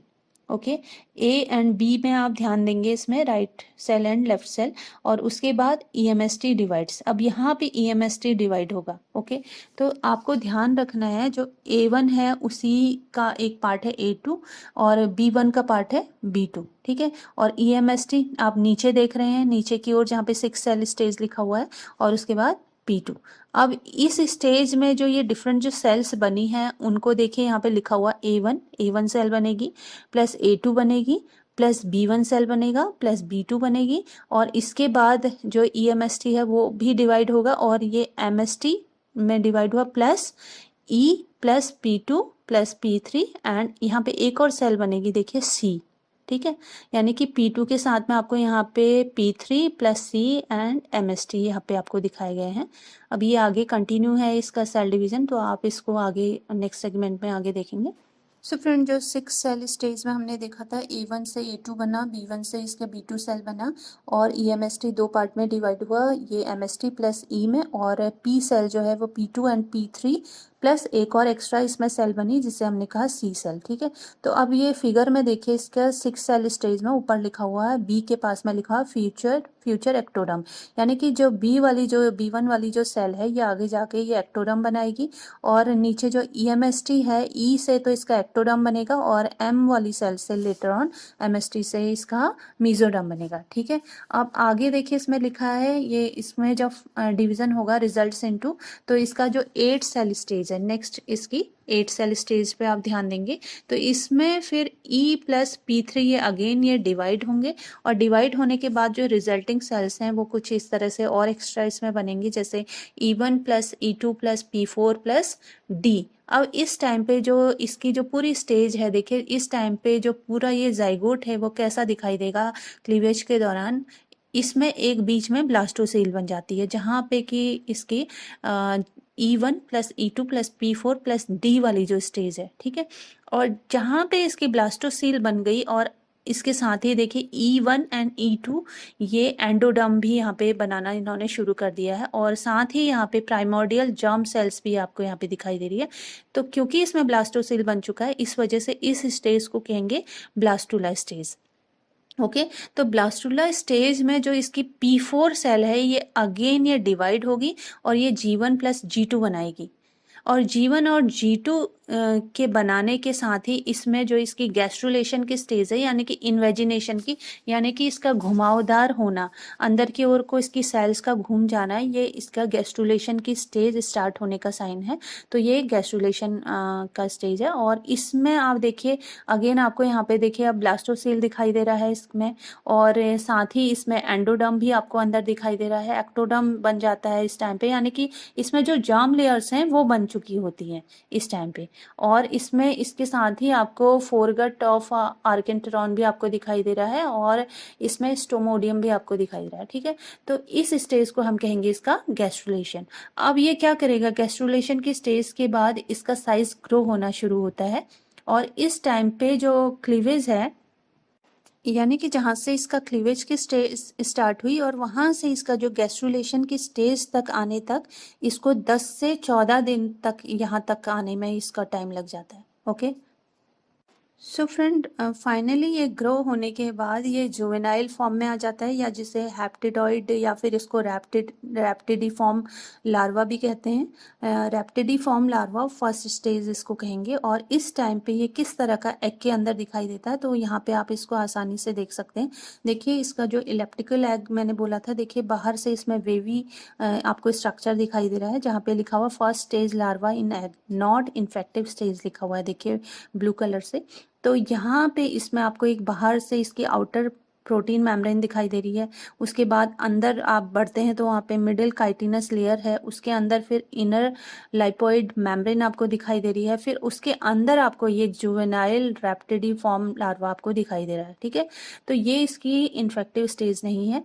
उसके बाद ये 1 हफ्ते के अंदर फिर से इसमें मोल्टिंग होती है इस एग के अंदर और इस लार्वा में, और ये अपनी सेकेंड इन्फेक्शियस स्टेज, जिसे हम कहेंगे सेकेंड स्टेज रैप्टिडॉइड लार्वा, उस स्टेज में ये पहुंच जाता है। तो यहाँ से अगर ये किसी तरह ये होस्ट अगर इसको कंज्यूम कर ले कंटामिनेटेड फूड या वाटर या पार्शियली कुक्ड फूड के जरिए, ये अगर किसी तरह उसकी बॉडी में पहुंच जाता है तो फिर इसकी आगे की लाइफ साइकिल चल पड़ती है। ठीक है, तो ये पूरा ये प्रोसेस है इसका क्लीवेज का। अभी तक आपने देखा कि यहाँ तक आने तक, ठीक है, जहाँ पे कि इसके इन्फेक्शियस स्टेज में ये अपना रैप्टिडॉइड लार्वा ये में ये कन्वर्ट हो रहा है, तो इस टाइम तक ये ह्यूमन के अंदर ही रहता है। ओके, और जब ये ह्यूमन के बाहर आएगा तो उस टाइम पे इसकी ये सेकेंड स्टेज रहेगी, इन्फेक्शियस स्टेज। ठीक है, जो कि इसके जो सॉइल में ये जिस रूप में ये पाया जाता है तो वो यही स्टेज है इसकी। चलिए अब देखें इन्फेक्शन ऑफ न्यू होस्ट, यानी कि ये न्यू होस्ट या मैन के अंदर ये कैसे पहुंचता है। तो अब तो आप लोगों को पता चली गया है कि जो इसकी इन्फेक्शियस स्टेज है, इस स्टेज में जो ये एग्स हैं ये फाइनली अगर ह्यूमन अगर इसको खा लेते हैं फूड या कंटामिनेटेड वाटर के थ्रू, तो ये जो सेकेंड स्टेज ऑफ रैप्टिडॉइड जो लार्वा है ये ह्यूमन के अंदर में पहुंच जाता है और ह्यूमन के अंदर उसके स्मॉल इंटेस्टाइन में पहुंच जाता है। और वहाँ पे स्मॉल इंटेस्टाइन में उसके जो गैस्ट्रिक या डाइजेस्टिव जूसेस हैं उसकी हेल्प से इसका जो शेल है इसके एग का वो डिजॉल्व हो जाता है। वहाँ से फिर ये जो जुवेनाइल है अंदर जो इसके इन्फेक्शियस स्टेज है, ये जुवेनाइल ये बाहर निकल आते हैं और उसकी फाइनली फिर इसकी जो डेवलपमेंट की नेक्स्ट प्रोसेस है और उसके बाद उसका माइग्रेशन वो स्टार्ट हो जाता है। सो फ्रेंड, जैसे ही ये जुवेनाइल बाहर निकलते हैं तो उसके बाद उस टाइम पे जो अगर इसको मेज़र करें तो ये 0.25 से लेके 0.3 mm तक इसकी लेंथ होती है, यानी कि लंबाई, और इसकी जो चौड़ाई है वो 13 माइक्रोन टू 15 माइक्रोन तक इसका डायमीटर रहता है। और ये क्या करता है फिर ये जो ह्यूमन के अंदर उसका जो एपिथेलियम है, होस्ट का जो इंटेस्टाइन का जो एपिथेलियम है उसकी ओर ये उसको बोर करना शुरू कर देता है, यानी कि उसमें छेद करना शुरू कर देता है। और उसके बाद इसका जो है जो होस्ट है उसकी बॉडी के डिफरेंट पार्ट्स की ओर इसका माइग्रेशन स्टार्ट हो जाता है। अब ये माइग्रेशन किस तरह से ये करता है और उस दौरान उसमें कब कब इसमें मोल्टिंग होती है, यानी कि जो इसकी एक तरह से समझ लीजिए कि मेटामॉर्फोसिस की प्रोसेस या इसकी जो बॉडी में जो चेंजेस आते हैं उसी को हम एक तरह से कह रहे हैं मोल्टिंग, या इसकी ग्रोथ फेज जो है वो इसकी माइग्रेशन के दौरान ही होती है। तो इसकी जो माइग्रेशन के जो जहाँ जहाँ ये पहुँचता है उसके बारे में अभी हम इसके नेक्स्ट सेगमेंट में जानेंगे। तो चलिए देखें, इस सेगमेंट में आपको जो इसका इन्फेक्शियस लार्वा जो जुवेनाइल है रैप्टिडॉइड जो इसका लार्वा है उसका मूवमेंट यहाँ पे दिखाया गया है, एक तरह से उसकी लाइफ साइकिल दिखाई गई है होस्ट के अंदर। सो फ्रेंड, नंबर 1 से लेके आप इसमें नंबरिंग देखेंगे 16 तक नीचे, तो आप जो नंबर्स हैं उसके अकॉर्डिंगली आप इसको फॉलो करेंगे और इस चार्ट को समझेंगे।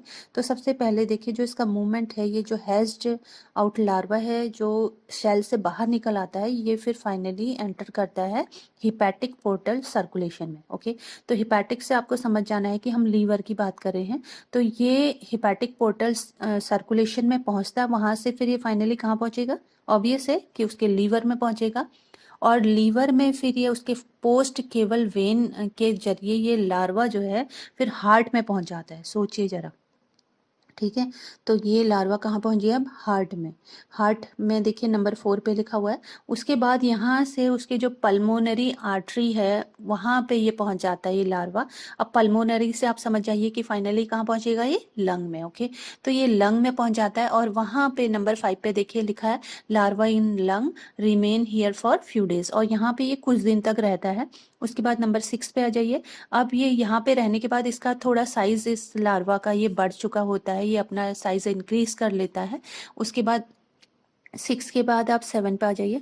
यहाँ पे 7 पे जाने के पहले ब्लू बॉक्स में ब्लू से इसमें एक बॉक्स में लिखा हुआ देखिए larva rupture blood capillary and bore into. Okay, तो ये लार्वा क्या करेगा, ब्लड कैपिलरी को ये जो है उसको तोड़ देगा और उससे बाहर निकल आएगा और उसके बाद फिर बोरिंग करेगा, यानी कि फिर से छेद करेगा ये, क्योंकि अभी ये कहाँ पे है, लंग पे है। ठीक है, तो लंग के फाइनली जो उसकी लास्ट यूनिट है एल्वियोलाई, तो ये एल्वियोलाई में पहुंच जाता है। ओके, तो एल्वियोलाई वो प्लेस है जहाँ से कि आपकी बॉडी के अंदर ऑक्सीजन जा रही है, वहाँ बॉडी के अंदर से CO2 एल्वियोलाई में आ रही है, फाइनली वो बाहर जा रही है। ठीक है, यानी कि बाहर की ऑक्सीजन अंदर और अंदर की CO2 बाहर। तो उस प्लेस पे ये एल्वियोलाई पे ये पहुंच जाता है, और एल्वियोलाई में पहुंचने के बाद यहाँ पे फिर इसमें मोल्टिंग होती है। ओके, 7 के बाद आप नीचे की ओर आएंगे 8 पे, तो ये मोल्टिंग होगी, यानी कि फिर से इसकी एक तरह से मेटामॉर्फोसिस की प्रोसेस हो रही है, इसकी बॉडी में चेंजेस आ रहे हैं। और अब ये सेकेंड स्टेज जो लार्वा है ये कन्वर्ट हो जाएगा थर्ड स्टेज लार्वा में। और थर्ड स्टेज लार्वा देखिए 9 पे लिखा हुआ है। उसके बाद ये मोल्ट आफ्टर 4 डेज, उसके बाद फिर इसमें मोल्टिंग होगी, 4 दिन बाद फिर से इसमें मोल्टिंग होगी, और ये फोर्थ स्टेज लार्वा में ये कन्वर्ट हो जाता है। देखिए नंबर 10 पे आ जाइए। ओके, तो 10 में लिखा हुआ फोर्थ स्टेज लार्वा। अब इस टाइम पे जो इसका साइज है वो 2 to 3 mm लेंथ होती है इसकी। और यहाँ पे क्या करेगा, ये एल्वियोलाई है जो लंग की जो एल्वियोलाई है उसको ये फिर छोड़ करके ये फाइनली फिर ये मूव करना शुरू करता है ट्रैकिया की ओर, ट्रैकिया और फेरिंग्स की ओर ऊपर, यानी कि सोचिए गले के नीचे जो आपकी ये एक पाइपलाइन है जिसे हम कहते हैं ट्रैकिया, जहाँ गले के वहां पर जो होता है, ठीक है। तो यहाँ से ऊपर ये फेरिंग्स में ये मूव करता है, और उसके बाद जब आप खांसते हैं और जैसे आपने खांसा तो उसके बाद अगेन फिर ये आप उस खांसने के साथ ही आप अपने जैसे थूक को स्वेलो कर लेते हैं, अंदर ले लेते हैं, ठीक है। तो कफ के साथ ही आपने जब अंदर उसको ले लिया तो फिर से आप सोचिए कि आपके डाइजेस्टिव सिस्टम में पहुंच जाता है फोर्थ स्टेज लार्वा। ओके, और यहाँ से ये लार्वा फिर आपके इंटेस्टाइन में पहुंच जाएगा, और उसके बाद फिर जो ये फोर्थ स्टेज लार्वा है इसमें फिर मोल्टिंग शुरू हो जाती है, यानी कि फिर से इसमें चेंजेस आएंगे और ये फिर अडल्ट में कन्वर्ट हो जाता है फाइनली। अपना जो इसका फाइनल इसका जो फेज है अडल्ट, उसमें ही कन्वर्ट हो जाता है। और यहाँ पे ये सेक्सुअल मैच्योरिटी अटेंड करता है 8 से 10 हफ्ते के अंदर। ओके, 8 से 10 हफ्ते में ये अपनी सेक्सुअल मैच्योरिटी अटेंड करेगा। उसमें ये अगर मेल है तो मेल बनेगा और फीमेल है तो ये फीमेल बनेगा। तो इस तरह से जो इसकी एस्केरिस की लाइफ स्पैन है 9 से 12 महीने तक की होती है ये ह्यूमंस के अंदर। तो इस तरह से इसका माइग्रेशन होता है और साथ ही साथ इसका डेवलपमेंट भी होता है होस्ट के अंदर। सो फ्रेंड, जो ये हैच्ड आउट लार्वा है इसकी माइग्रेशन की वे, जैसे मैंने इसके पहले आपको पहले वाले सेगमेंट में बताया कि ये जो लार्वा है कहाँ कहाँ और कैसे मूव करता है और किन किन जगहों पे, बॉडी के किन जगहों पे कैसे पहुँचता है, इसके बारे में मैंने आपको बताया। और दूसरा एक और इसका वे है, अगर यही लार्वा अगर ये एल्वियोलाई में आप पहुँच गया है और वहाँ 6 दिनों तक ये रहता है, उसके बाद अगर ये ब्लड सर्कुलेशन में किसी तरह एंटर कर गया, ओके, तो वहां से अगर ये ब्रेन में पहुंच गया है और स्पाइनल कॉर्ड में पहुंच गया है, तो यहाँ पहुंचने के बाद जो लार्वा है यहाँ पे ये सरवाइव नहीं कर पाता है। तो सरवाइव न करने की वजह से इसके चारों ओर एक कैल्केरियस सिस्ट बन जाती है इस लार्वा के चारों ओर, और समझ लीजिए कि फिर ये वहीं खत्म हो जाता है। तो एक वे ये भी है इसके माइग्रेशन का, जहाँ पे ब्लड सर्कुलेशन में पहुंचेगा, देन ब्रेन में या फिर स्पाइनल कॉर्ड में, और उसके बाद ही इसके चारों ओर से इसमें कैल्केरियस सिस्ट बन जाती है। ठीक है, तो ये इसका मूवमेंट है।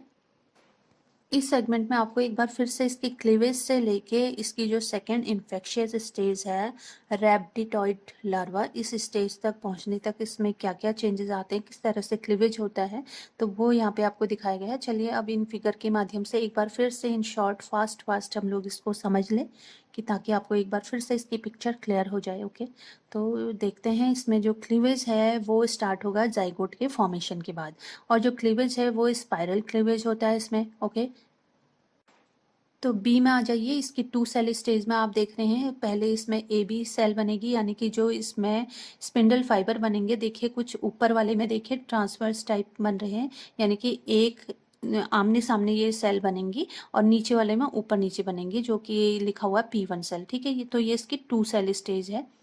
तो 2 सेल स्टेज के बाद आप देखिए सी वाली स्टेज में आ जाएंगे, तो यहाँ पे टी शेप्ड यानी कि 4 सेल स्टेज दिखाई गई है, जहाँ पे कि जो पी सेल है वो डिवाइड होगी, वो P2, देन एक और इसमें EMST सेल बन चुकी है, और इसके साथ ही ऊपर जो ए एंड बी सेल हैं ये अलग अलग हो चुके हैं। ठीक है, तो EMST से मैंने बताया कि इससे एंडोडर्म मेसोडर्म वाली सेल्स बनेंगी। और फिर आप देखिए इसकी जो डी वाली स्टेज है, डी वाले में इसका जो ये स्ट्रक्चर है जो सी में आपने देखा, क्योंकि ये जो सेल जिस तरह से बनी है टी शेप में बनी है, तो इस वजह से इस 4 सेल स्टेज को टी शेप्ड स्टेज भी बोलते हैं। और उसके बाद ये डी वाली स्टेज में देखिए रोम्बॉइडल स्टेज यानी कि 4 सेल स्टेज की ही रोम्बोइडल स्टेज है।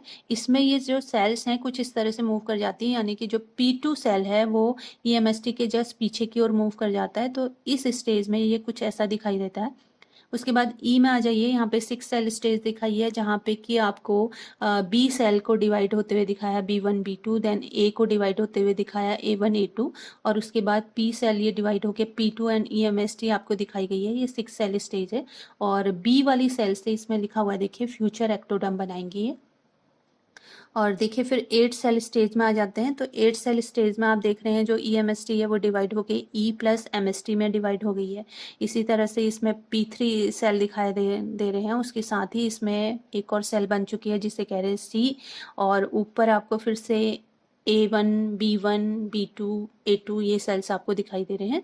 और साथ ही देखिए जो इसके जो फ्यूचर एक्टोडर्म वाली सेल हैं ई वो दिखा रही हैं, और इसके साथ ही MST वाली जो सेल्स हैं वो फ्यूचर म्यूजोडर्म बनाएंगी, मीजोडर्म। ओके।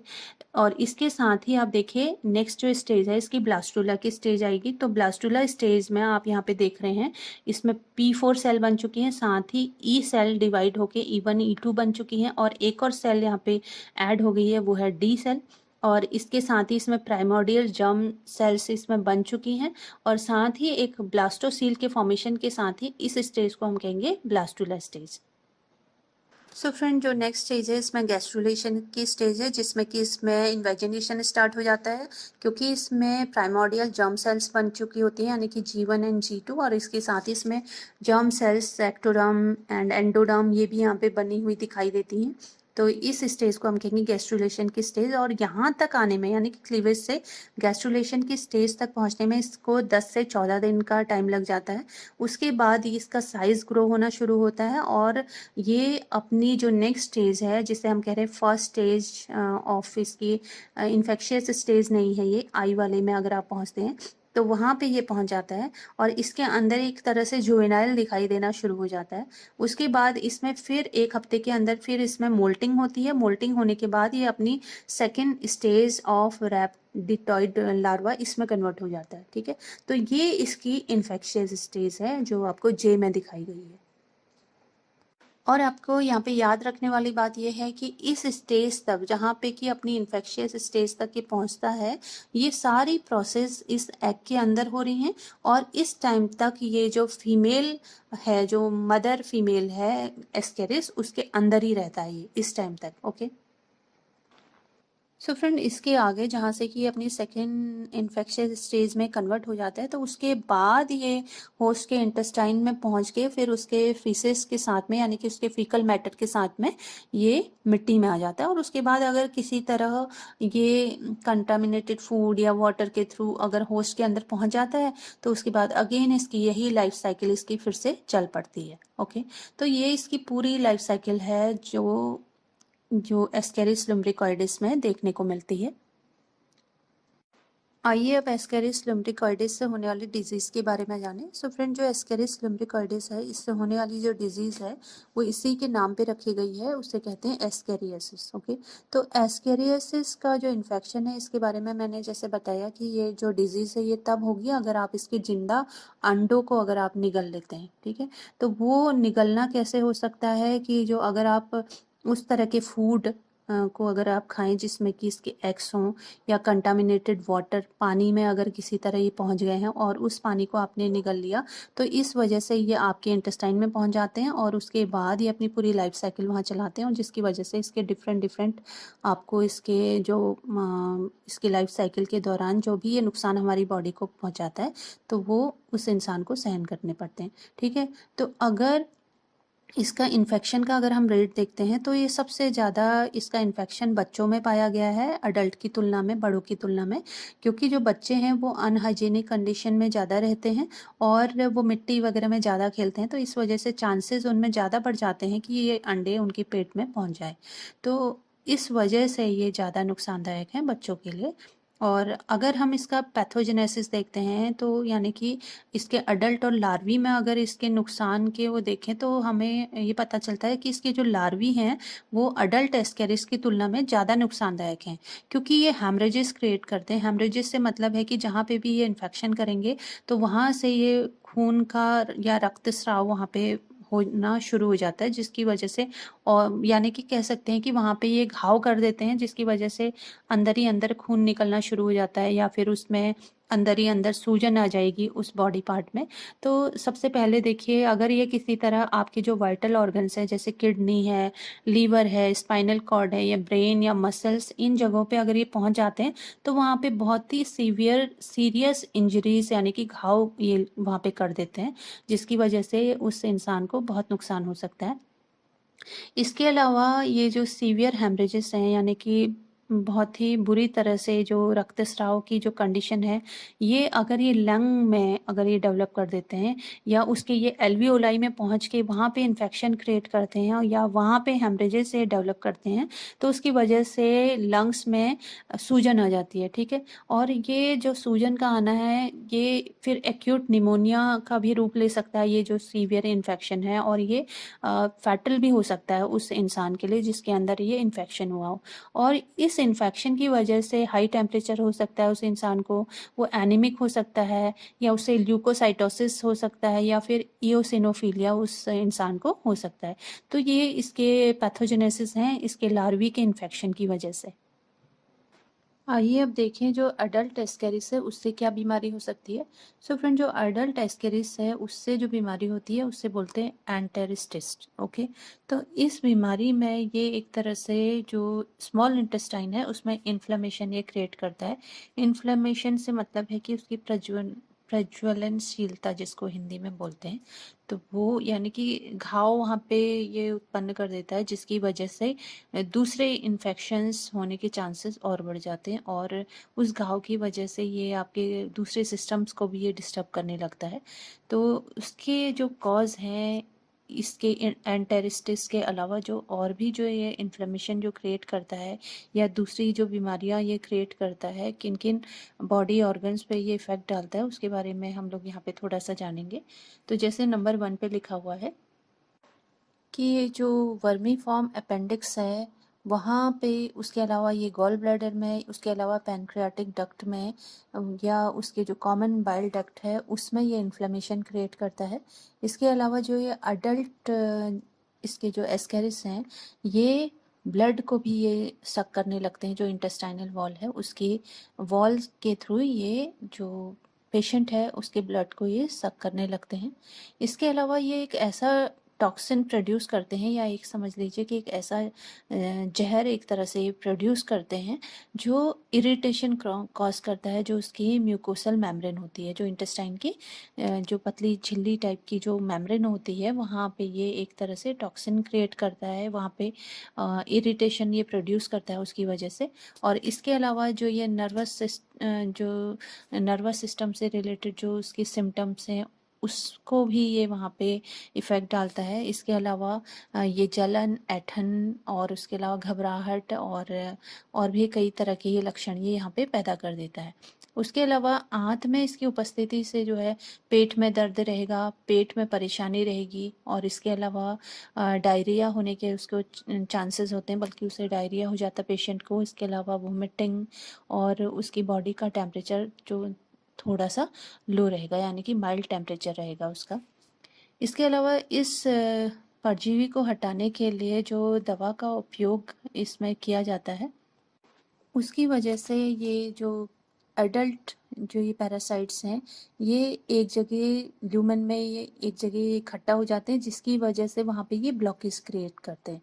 ओके, तो ये इसके कुछ दूसरे जो लक्षण हैं जो किस तरह से नुकसान पहुंचाता है बॉडी को, ये यहाँ पे कुछ और भी यहाँ पे लक्षण दिए गए हैं। जैसे एस्केरिस एक तरह का एक सब्सटेंस प्रोड्यूस करता है या जिसे हम पदार्थ कह सकते हैं, पदार्थ का उत्पादन करता है जो ट्रिप्सिन के साथ इसको जोड़ता है। ओके, या ये ट्रिप्सिन के साथ कंबाइन होकर के एक तरह से जो प्रोटीन का पाचन है बॉडी में उसमें ये बाधा उत्पन्न करता है। ओके, तो प्रोटीन का समझ लीजिए कि डाइजेशन बहुत ही डिफ़िकल्ट हो जाता है ऐसे में। और इसके अलावा इस तरह के पेशेंट्स में जो है अगर ये बच्चों में है, तो अगर उनमें प्रोटीन की कमी होगी तो समझिए कि बच्चों का विकास यानी कि उनकी ग्रोथ रुक जाएगी। और इसके अलावा विटामिन ए की कमी भी हो सकती है इस तरह के पेशेंट्स में। और अगर किसी पेशेंट के अंदर ये 5,000 या उससे भी ज़्यादा नंबर में अगर ये हो जाते हैं और अगर ये सर्जरी के थ्रू नहीं हटाए जाते हैं, तो ये उस पेशेंट की लाइफ के लिए बहुत ज़्यादा हार्मफुल हो सकते हैं। इस सेगमेंट में आपको एस्केरिस लुम्ब्रिकॉइडिस इंटेस्टाइन के अंदर से निकलते हुए दिखाए गए हैं। तो आप देख सकते हैं कि अगर ये बॉडी के अंदर हो जाएं तो ये इंटेस्टाइन को किस तरह से ब्लॉक कर सकते हैं। आप इनकी तादाद आप देख सकते हैं कि ये सेवरल ऑफ बंच हैं, यानी कि हज़ारों की तादाद में ये यहाँ पे इंटेस्टाइन से निकलते हुए दिखाए गए हैं। सर्जरी के दौरान ये प्रोसेस हो रही है, तो आप देख सकते हैं इसे।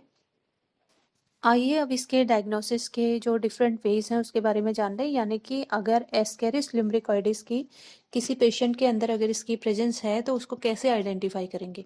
सो फ्रेंड्स, सबसे पहला आइडेंटिफिकेशन का इजी मेथड तो यही है कि अगर किसी के अंदर इसका हैवी इन्फेक्शन हुआ है तो ये कई बार नॉस्ट्रल यानी कि नाक के छेदों से या फिर आपके माउथ से या एनस से ये निकल आते हैं एस्केरिस के अडल्ट फॉर्म। ओके, तो वैसे ही आप इसको आइडेंटिफाई कर सकते हैं कि इसकी प्रेजेंस आपकी बॉडी में हो गई है या पेशेंट की बॉडी में है। इसके अलावा अगर एस्केरिस नहीं निकलते हैं इस तरह से, तो कई बार जो है स्टूल टेस्ट के थ्रू इसको एग्जामिन किया जाता है। स्टूल यानी कि जो फीसेस हैं उसको टेस्ट किया जाता है और उसमें एस्केरिस के एग की अगर प्रेजेंस है तो इसका मतलब उसको एस्केरिस का इन्फेक्शन हुआ है। और दूसरा मेथड है इसमें एंडोस्कोपी। एंडोस्कोपी एक तरह से समझ लीजिए कि ये अल्ट्रासाउंड टाइप ही है, तो जिसमें एक छोटे कैमरे को पेशेंट की बॉडी के अंदर डाला जाता है और इस कैमरे की हेल्प से इंटेस्टाइन या पाइलोरस हम उसे कहेंगे कि ये छोटी ट्यूब है जो इंटेस्टाइन और स्टमक को ये आपस में, स्मॉल इंटेस्टाइन ओके, इसे और स्टमक को आपस में कनेक्ट करती है। तो पाइलोरस में अगर कहीं पे ब्लॉकेज है या फिर पैनक्रियाज या दूसरे बॉडी पार्ट्स यानी कि कहीं पे ये जो डाइजेस्टिव सिस्टम है उसके गट वगैरह में अगर कहीं पे ब्लॉकेज है तो उससे ये पता चलता है कि एस्केरिस लुम्ब्रिकॉइडिस की प्रेजेंस है। ओके, ब्लॉकेज में मतलब दिखाई दिए जाएंगे कि एस्केरिस लुम्ब्रिकॉइडिस प्रेजेंट है। ओके, तो एक ही मेथड है। इसके अलावा सीटी स्कैन और एमआरआई भी, इसके थ्रू भी इनकी प्रेजेंस को पता किया जाता है। इन दोनों ही मेथड में जो बॉडी के अंदर के डिफरेंट डिफरेंट एंगल से इमेजेस ली जाती हैं इंटरनल स्ट्रक्चर के। ओके, अंदरूनी पार्ट्स के स्ट्रक्चर के फ़ोटोज़ ली जाती हैं या उसके इमेजेस ली जाती हैं, जिसकी हेल्प से डॉक्टर ये पता करने में सक्षम होते हैं कि अगर कहीं पे ब्लॉकेज है डक्ट वगैरह में या लीवर में या फिर पैनक्रियाज की डक्ट वगैरह में, तो इससे पता चलता है कि इनकी प्रेजेंस है पेशेंट के अंदर। ओके, इसके अलावा ब्लड टेस्ट भी होता है और ब्लड टेस्ट में अगर एक किसी तरह की स्पेशल टाइप ऑफ सेल जैसे इयोसिनोफिल्स की अगर संख्या बढ़ जाती है एक तरह से वाइट ब्लड सेल से, तो इससे भी इनकी प्रेजेंस का पता चलता है क्योंकि इनकी होने की वजह से ये इयोसिनोफिल बढ़ जाएंगी ब्लड में। ओके, तो ये डिफरेंट वेज हैं जिसकी हेल्प से एस्केरिस लुम्ब्रिकॉइडिस की पेशेंट के अंदर डायग्नोसिस की जाती है। ओके, आइए अब इसके ट्रीटमेंट के डिफरेंट मेथड को भी जान लें। तो मेथड में तो ड्रग्स ही यूज़ की जाती हैं एस्केरियोसिस के ट्रीटमेंट के लिए। ओके, तो ये जो ड्रग्स हैं बेसिकली एक क्वालिफाइड डॉक्टर के सुपरविज़न में ही पेशेंट को अपना इलाज कराना चाहिए और अपने मन से कभी भी कोई भी ड्रग नहीं लेनी चाहिए। और बेसिकली डॉक्टर्स ट्रीटमेंट के लिए, इन राउंड वॉर्म्स के ट्रीटमेंट के लिए वो एंटी पैरासिटिक ड्रग्स या एंटी हेलमिंथ ड्रग्स का इस्तेमाल करते हैं और उनमें से कुछ ड्रग्स के नेम यहाँ पे दिए गए हैं, लेकिन इसका ये मतलब नहीं कि आप इसको अपने मन से ले लेंगे। ओके, तो ये डॉक्टर्स के प्रेस्क्रिप्शन के बाद ही डॉक्टर जो ड्रग्स बोलते हैं तो वो दवाइयाँ ली जाती हैं। तो ये कुछ कॉमन टाइप दवाइयाँ हैं जो इस दौरान एंटी पैरासिटिक ड्रग के फॉर्म में ये दी जाती हैं, जैसे एल्बेंडाजोल है, इसके अलावा आइवरमेक्टिन, इसके अलावा है मेबेंडाजोल, देन पायरेंटल पामोएट है और पाइपेराज़ाइन है और इसके अलावा और भी ड्रग्स हो सकते हैं। ओके, तो ये कुछ कॉमन टाइप ऑफ ड्रग्स हैं। इसके अलावा अगर बहुत एडवांस केस है जहाँ पे कि ये जो एस्केरिस की प्रेजेंस है पेशेंट की बॉडी में बहुत ज़्यादा नंबर में है तो उसके लिए डॉक्टर सर्जरी रिकमेंड करते हैं, और सर्जरी के अलावा कोई भी इलाज उसका नहीं हो सकता। ओके, तो सर्जरी करानी बहुत ज़रूरी हो जाती है इनको रिमूव करने के लिए बॉडी के अंदर से। तो ये कुछ ट्रीटमेंट के मेथड्स हैं। आइए अब इससे हम अपना किस तरह से बचाव कर सकते हैं उसके बारे में जान लें, यानी कि प्रिकॉशन क्या हो सकते हैं। तो सबसे पहले जो पॉल्यूटेड सॉइल है जिसमें मेजर सोर्स इन्फेक्शन का होता है, ओके, क्योंकि सॉइल ही के थ्रू हमें ये इन्फेक्शन होता है, क्योंकि जो इसके जो एग्स हैं वो सॉइल में ही होते हैं, और अगर वो किसी तरह हमारे फूड में पहुंच गए और उस फूड को हमने ले लिया तो उसी के बाद से ये हम इसकी आगे की साइकिल हमारी बॉडी में चलने लगती है। तो इस तरह के जो कंटामिनेटेड जो पॉल्यूटेड जो सॉइल है उसके सोर्स को पता करना चाहिए, और उसमें अगर इस तरह का कोई फीकल मैटर कंटामिनेटेड सॉइल में है तो इस तरह की सॉइल को यूज़ करने से बचना चाहिए। ओके, दूसरा है कि अगर इस तरह की सॉइल में अगर वेजिटेबल्स ग्रो की जाती हैं, बल्कि की ही जाती हैं, क्योंकि कई बार जो फीकल मैटर है वो वेजिटेबल वाली फील्ड में उसे छोड़ दिया जाता है ताकि वेजिटेबल्स अच्छी ग्रो कर सकें। तो अगर इस तरह की वेजिटेबल अगर आप ले रहे हैं तो उसको थॉरोली वॉश करें, और उसको पार्शियली कुक करके उसको ना खाएं, और उसको अच्छे से उसको खाने के पहले अच्छे से उसको वॉश कर लें और अच्छे से कुक कर लें, उसके बाद ही उसको खाना चाहिए। थर्ड जो इसके प्रिकॉशन का है, स्पेशली हम देखते हैं कि जो छोटे बच्चे हैं वो मिट्टी में खेलते हैं, तो उनमें ये सफाई वाली जो हैबिट्स हैं उनमें वो डेवलप करने की कोशिश करनी चाहिए, और उनमें हमेशा उनको ध्यान देना चाहिए उनमें, कि ताकि वो खाने के टाइम पे अपने हाथों को अच्छे से थॉरोली वो वॉश करें और उनमें सफाई की हैबिट बनी रहे। इसके अलावा अपने जो फिंगर नेल्स हैं उनको रेगुलरली काटते रहें, और अगर इन्फेक्शन हो गया है अडल्ट या चिल्ड्रन को तो उनका प्रॉपरली उनका ट्रीटमेंट कराना चाहिए। तो ये कुछ यहाँ पे प्रिकॉशंस की मेथड्स दी गई हैं, वेज दिए गए हैं जिसके थ्रू हम अपना बचाव कर सकते हैं। चलिए एक बार फिर से एस्केरिस लुम्ब्रिकॉइडिस की जो लाइफ साइकिल है उसको हम रिवाइज कर लें। सो फ्रेंड, हमने देखा था जो इसमें फर्टिलाइजेशन होता है वो जो फीमेल एस्केरिस है उसके प्रॉक्सिमल एंड जो उसका यूटराई का है या तो वहाँ पे होगा या फिर ओविडक्ट के डिस्टल एंड में इसमें फर्टिलाइजेशन होता है, और फर्टिलाइजेशन के बाद ही इसमें सेकेंड मियोटिक डिवीजन होता है, ये हमने देखा था। उसके बाद फर्टिलाइजेशन के बाद इसमें जाइगोट फॉर्मेशन हुआ, देन इसमें एक तरह से मॉरूला की स्टेज समझ लीजिए, यानी कि क्लीवेज हुआ, क्लीवेज के बाद मॉरूला, देन इसमें ब्लास्टुला की स्टेज आएगी, उसके बाद गैस्ट्रुला की स्टेज देखी थी हमने। देन हमने इसमें देखा था कि इसमें फर्स्ट इन्फेक्टिव नहीं कहेंगे उसको, फर्स्ट लार्वल स्टेज थी रैप्टिडॉइड लार्वा की, उसके बाद ये अपने सेकंड रैप्टिडॉइड लार्वा स्टेज में ये कन्वर्ट हुआ। तो यहाँ पे ये इसकी इन्फेक्शियस स्टेज है। इसके बाद से ये जो पेशेंट है उसकी बॉडी से में उसके इंटेस्टाइन के थ्रू, उसके फीकल मैटर के थ्रू ये उसकी बॉडी से बाहर निकल आता है, और उसके बाद ये अगर इस तरह के कंटामिनेटेड सॉइल से होते हुए ये किसी तरह से फूड में या वाटर में पहुंच जाता है ह्यूमंस के, और इस तरह के कंटामिनेटेड फूड और वाटर को अगर ह्यूमंस खाते हैं या पीते हैं तो ये उनकी बॉडी के इंटेस्टाइन में पहुंच जाता है। और इंटेस्टाइन में पहुंचने के बाद आप देखिए इसमें 3 पे आप देखिए वहाँ पे लिखा हुआ है कि जो इंटेस्टाइन के जो डाइजेस्टिव जूसेस हैं उसकी हेल्प से जो इसके बाहर जो शेल होता है वो टूट जाता है, वो ब्रेक हो जाता है, वो डिसॉल्व हो जाता है, और उसके बाद से जो इसके अंदर का जो जुवेनाइल होता है वो बाहर निकल आता है, और उसके बाहर निकलते ही आप देखिए ये जो होस्ट है उसके इंटेस्टाइन में छेद करना शुरू कर देता है, ताकि ये जो होस्ट है उसकी बॉडी के डिफरेंट बॉडी पार्ट्स में ये माइग्रेट कर सके। तो सबसे पहले ये हिपैटिक पोर्टल सिस्टम को ये वहाँ पे ये पहुँच जाता है, और हिपैटिक से आप समझ जाइए कि उसके लीवर में इसने पहुँचना है। ओके, तो 4 में देखिए लीवर में पहुँच जाता है, और फिर उसके बाद लीवर के बाद ये उसकी पोस्ट केवल वेन के थ्रू ये हार्ट में पहुँच जाता है, और उसके बाद ये लंग की ओर मूव करता है, और लंग में ये कुछ दिन ये यहाँ पे रहता है, और लंग में रहने के बाद ये कुछ दिनों बाद ये अपना साइज इंक्रीज करता है। ओके, नंबर 6 पे देखिए। सो फ्रेंड, लंग में अपना साइज़ इंक्रीज़ करने के बाद ये वहाँ की जो ब्लड कैपिलरी होती हैं उनको ब्रेक करता है। उसके बाद फिर से ये बोरिंग स्टार्ट करता है, ये बोर करता है, छेद करना शुरू करता है और जो लंग की जो फाइनल यूनिट है एल्वियोलाई, उसके अंदर ये पहुँच जाता है और यहाँ पे ये कुछ दिनों तक, यानी कि 6 दिन लगभग ये यहाँ पे रहता है। देखिए फिगर नंबर 7 पे देखिए आप। उसके बाद इसमें फिर जो इसकी सेकंड लार्वल स्टेज है उसमें मोल्टिंग स्टार्ट होती है, यानी कि वो फिर से उसमें ग्रोथ, समझिए एक तरह से ग्रोथ फेज़ है उसकी, तो वो स्टार्ट होती है और ये अपनी थर्ड स्टेज लार्वा में पहुंच जाता है। उसके बाद फिर से इसमें मोल्टिंग होगी, 4 दिनों बाद फिर से मोल्टिंग होगी और ये अपने फोर्थ स्टेज लार्वा में पहुंच जाएगा और उस टाइम पे 9 नंबर पे देखिए आप, उस टाइम पे ये 2 to 3 mm इसकी लेंथ हो जाती है, इतना लंबा हो जाता है। उसके बाद ही ये क्या करेगा, जो लंग की एल्वियोलाई है, एल्वियोलाई ओके, उसको ये छोड़ेगा और उसके बाद ये जो पेशेंट है उसके ट्रैकिया और उसके बाद उसके फेरिंग्स की ओर ये मूव करता है। देखिए फिगर नंबर 10 पे ओके।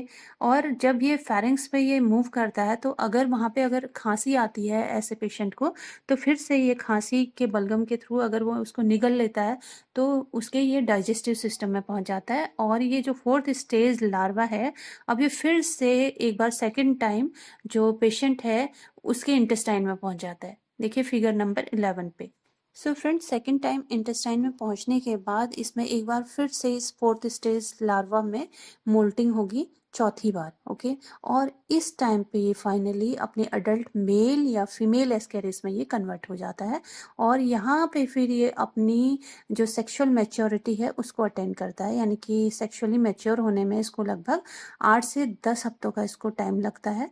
और जो एस्केरिस लिम्ब्रिकॉइडिस है इसकी लाइफ साइकिल या लाइफ स्पैन कह सकते हैं 9 से 12 महीने की इसकी बताई गई है ओके। और यहाँ पे फिर से ये जो एडल्ट वर्म्स हैं ये कॉपुलेशन करते हैं और कॉपुलेशन देखिए, इसके बाद आप देखिए 14 नंबर पे आ जाइए और फिर से वही प्रोसेस शुरू हो जाती है कॉपुलेशन, यानी कि फिर से फर्टिलाइज्ड एग इसमें बनेंगे और फिर से ये उसके इंटेस्टाइन के थ्रू, देन उसके फीसेस के थ्रू पेशेंट के ये वापस सॉइल में पहुंच जाएंगे और इस तरह के सॉइल से अगर ये किसी तरह कंटामिनेटेड फूड या वाटर के थ्रू ह्यूमंस अगर उसको इंजेक्ट कर लेते हैं इन लाइव एग्स को, तो फिर से इनकी लाइफ साइकिल उस ह्यूमन के अंदर चलने लगती है ओके।